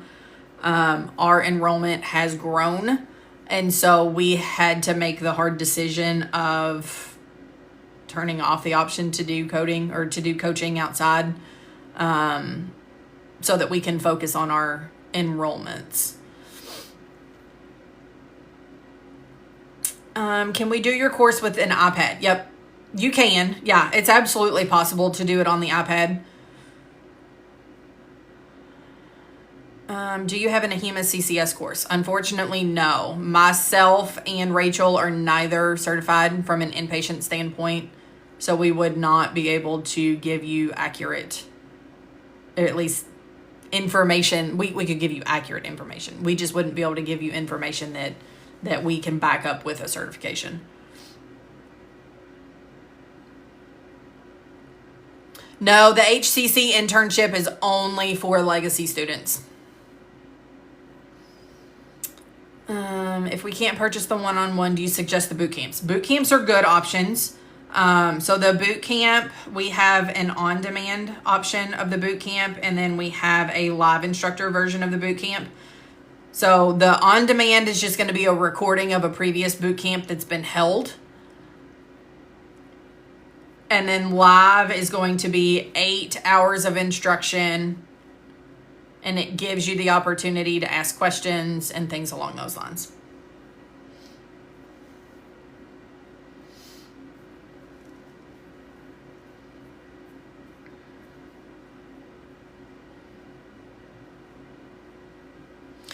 Anything, and I think I've said it, but I just want to reiterate just in case I haven't, anything on the website, whether it be a course, it be book prep, it be a study guide, it be a practice exam, it be boot camp, whatever it is, use code TRCC, so Tiffany Roach Coding Coach, TRCC, and you get 10% off. So I think I've got something in my cart here.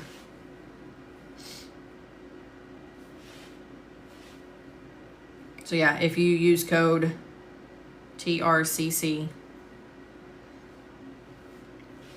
it takes off 10% up here.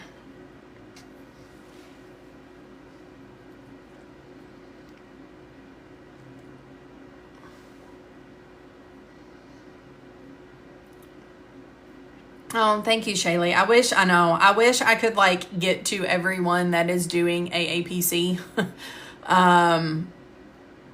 Because I want them to know that like we can offer so much more, but unfortunately they have restrictions that we have to follow as far as like going on their page and promoting and things like that.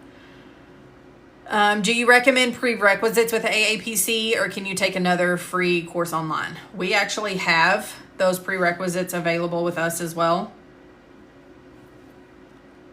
So if you go on the website, and we call it MTAP because it's the medical terminology, anatomy, and pathophysiology. So you get 3 ebooks. You get a med term ebook, an anatomy ebook, and then a pathophysiology ebook.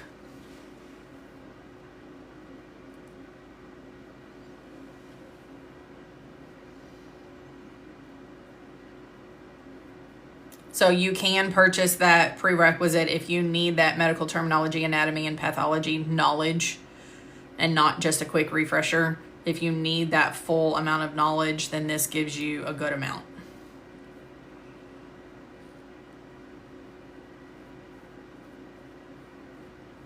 Yeah, Bobby, I'm in Kentucky, so we have a 6% tax, so you basically knocks off the tax and then a little bit. Yep. But I think Let me look.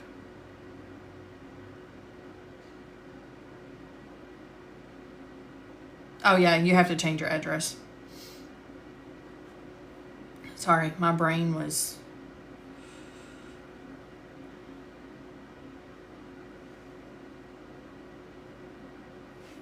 Where's my keyboard? No, I want the keyboard. It won't pop up.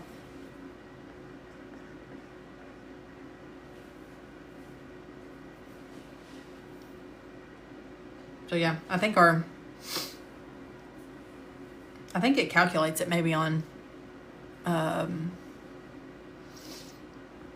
Washington tax, because that's where you're buying it. I'm just curious, why isn't there book prep instead of just guidelines for ICD-10? Because your ICD-10 tabular already has everything written in there. It's got your includes, your excludes, and all of that. So from a tabular standpoint and the ICD-10, there's really not much to enter in there. I know there are some book preps that are out there that offer ICD-10 book prep for the tabular, and they write a lot of anatomy and stuff in there, but honestly, I don't think it's super helpful from my perspective, at least.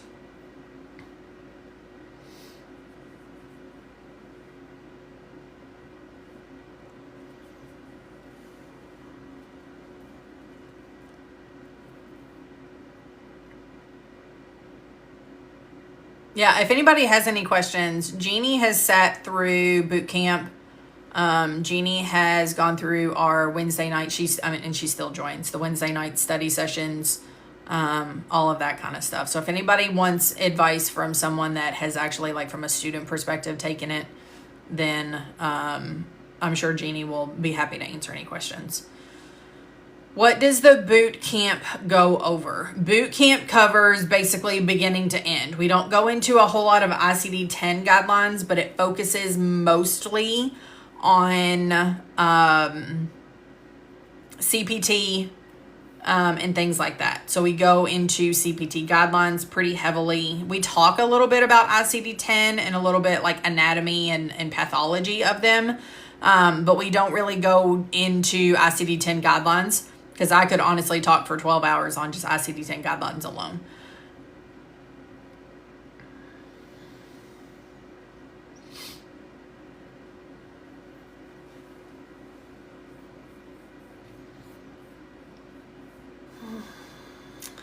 Any other questions, or do you want me to keep going with practice questions or the guideline questions? I know my brain is overwhelmed from the amount of knowledge, and I know these things. So if you guys want to keep going through some guideline questions. Okay, yeah, keep going with guideline questions. Oh, hang on. Here we go.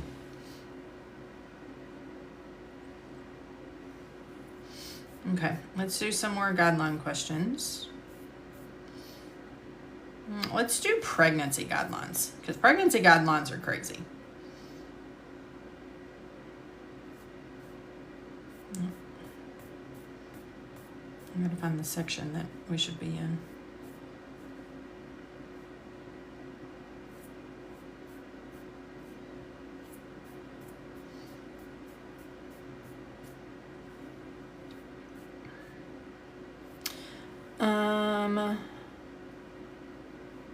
Vampers. When I get signed up, can I reach out for help if need be? Yeah, if you are signing up with Legacy, then yeah, we are available to you guys pretty much as often as you need it.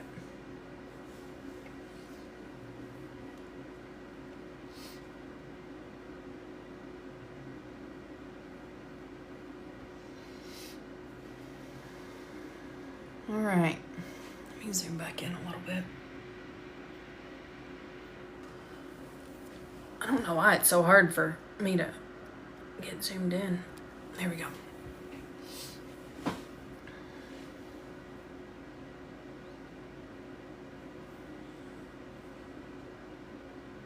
Oh, yes, sorry. I totally missed your question. I don't know how I missed all of these questions. How long does it take to prep the CPT book? A long time. But if you do it as you do each section in your course, then it really, I mean, it's not going to be like an hour that you're going to spend on it, but it's going to definitely help. And then which one would you recommend, the dual at once or each separately? So yes, Jeannie is correct, or no, Bobby is correct. And the fact that if you do the dual course with Legacy, then we enroll you in one, let you do your full year for that one course, get certified, and then we enroll you in the second one.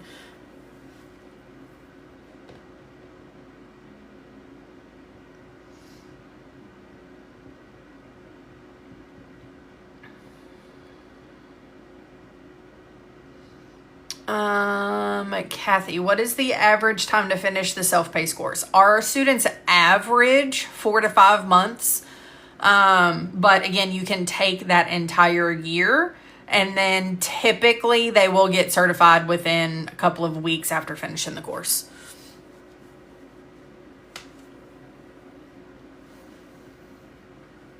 Okay.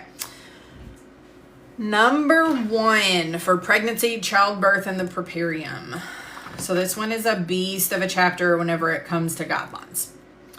So question number 1, code from category Z37, outcome of delivery, should be included on every maternal record when a delivery has occurred. These codes are not to be used on subsequent records or on the newborn record. So true or false?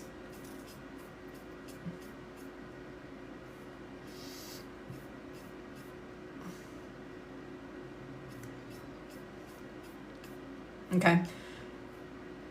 True. Yep. I see 15. Yep. B5.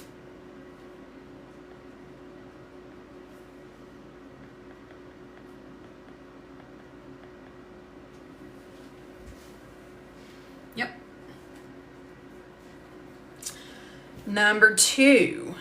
When assigning one of the O10 codes that includes hypertensive heart disease or hypertensive chronic kidney disease, it is not necessary to add a secondary code from the appropriate hypertension category to specify the type of heart failure or chronic kidney disease. True or false, and then our path.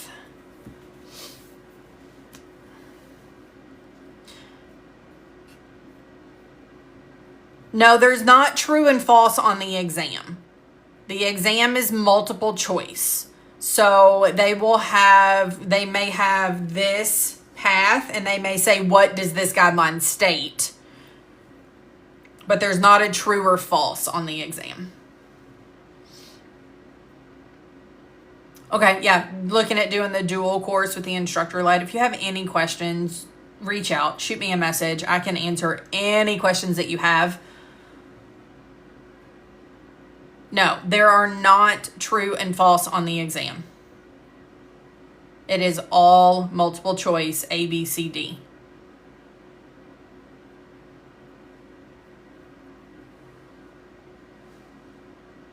These are just questions that I have made to help test knowledge. These are not examples of questions that you will see on the exam.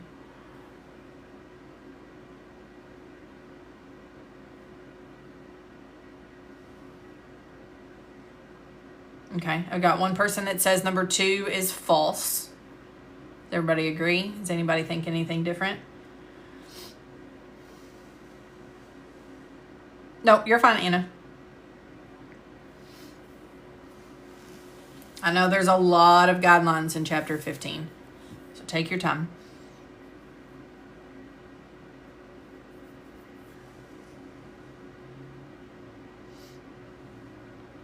Okay, so I've got some true, some false.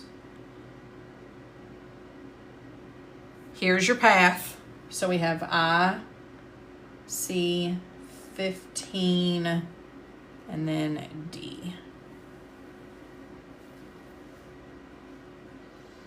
So now that you all have that path, I, C, 15, D, do we still think true or false? whichever one you answered. It's like I said, I have some that say true, some that say false.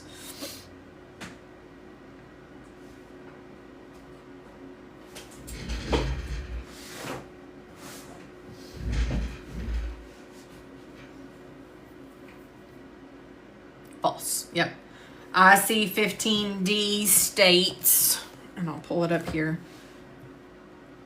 Your category 010, pre-existing hypertension complicating pregnancy, includes codes for hypertensive heart and hypertensive chronic kidney disease. When assigning one of the 010 codes that includes hypertensive heart or hypertensive chronic kidney disease, it is necessary to add a secondary code. Yep. So where it says it is not is what makes this false.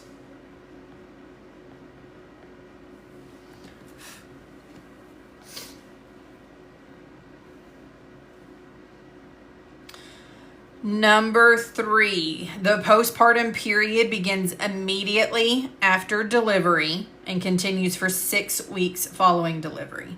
The peripartum period is defined as the last month of pregnancy to 6 months postpartum. True or false? And then our guideline path.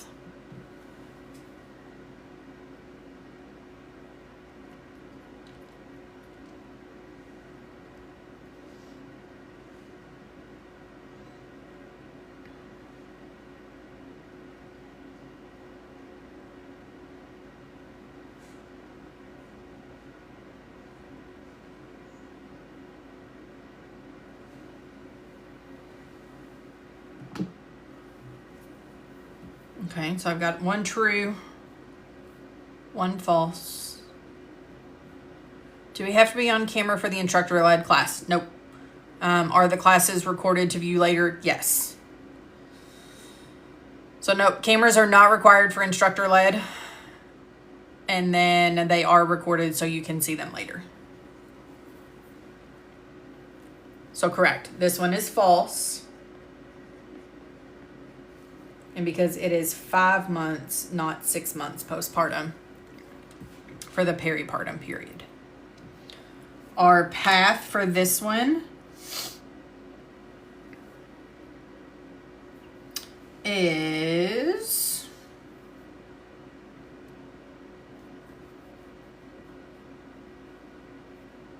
I lost my space. Does anybody have the path?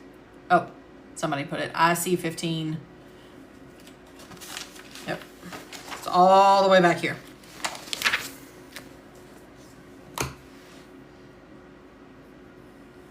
So it's 5 months postpartum.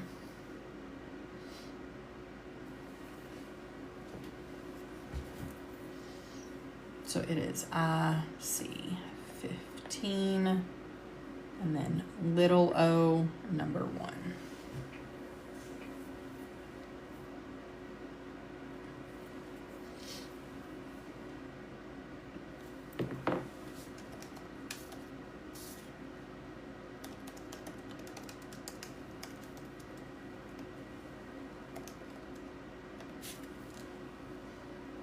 Okay. Number 4, O94, like all sequela codes, is to be sequenced following the code describing the sequela of the complication.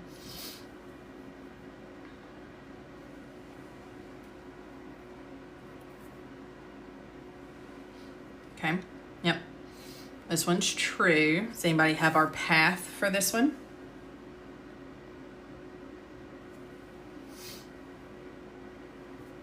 Yep, IC 15 P3.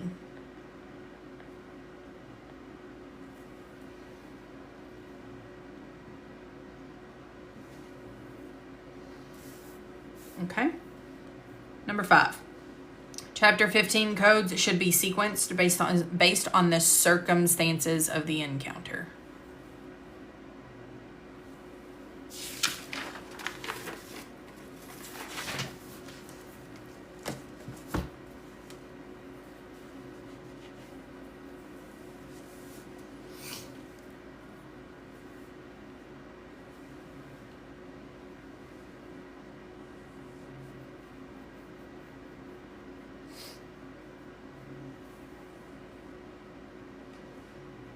true or false?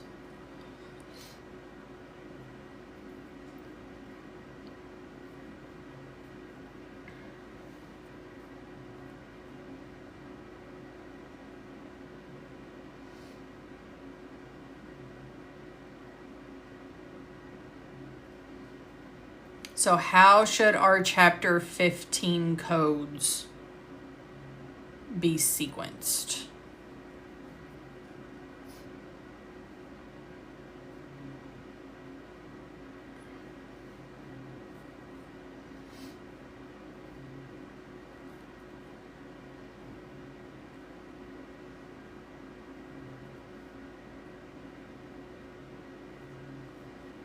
I'm going to give you guys the path.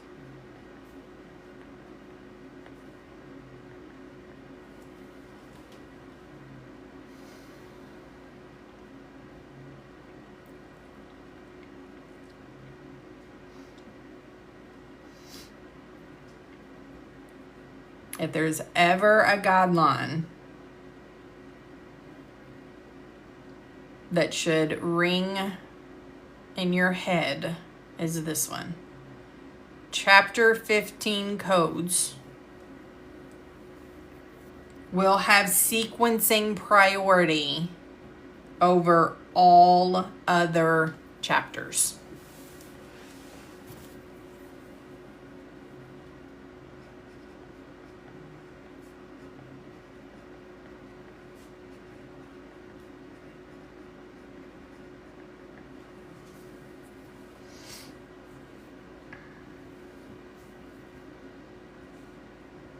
So if you have a chapter 15 code, you will always sequence chapter 15 first. The only exception is if you have a condition that is incidental to the pregnancy,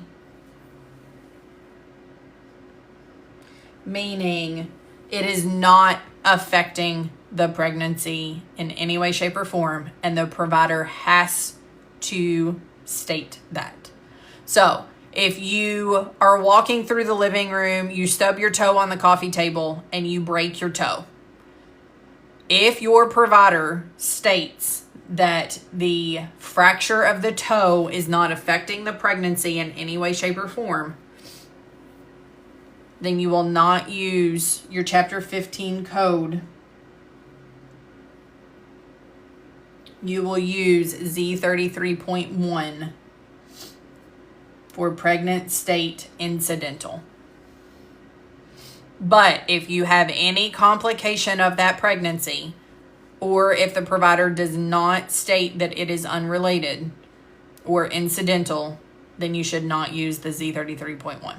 So I just want to make that clear. Your documentation has to be very, very specific.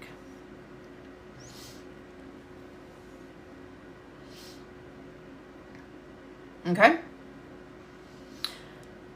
So I just realized it is 2:15. My belly is growling. I have not eaten lunch because I got excited to get on here with you guys today. So I'm going to go ahead and hop off. I'm going to go do lunch. It's a late lunch, but I'm going to go do lunch. And then I may come back on later tonight. If not tonight, then I will definitely come on tomorrow. But if you guys have any questions whatsoever, then don't hesitate to reach out. You can comment on videos. You can shoot me a message, whatever it is. I know I've got some messages that people have said that they've sent me. So I will get to all of those, hopefully, fairly quickly. And then, like I said, if you all need anything at all, don't hesitate to reach out. Y'all have a good night.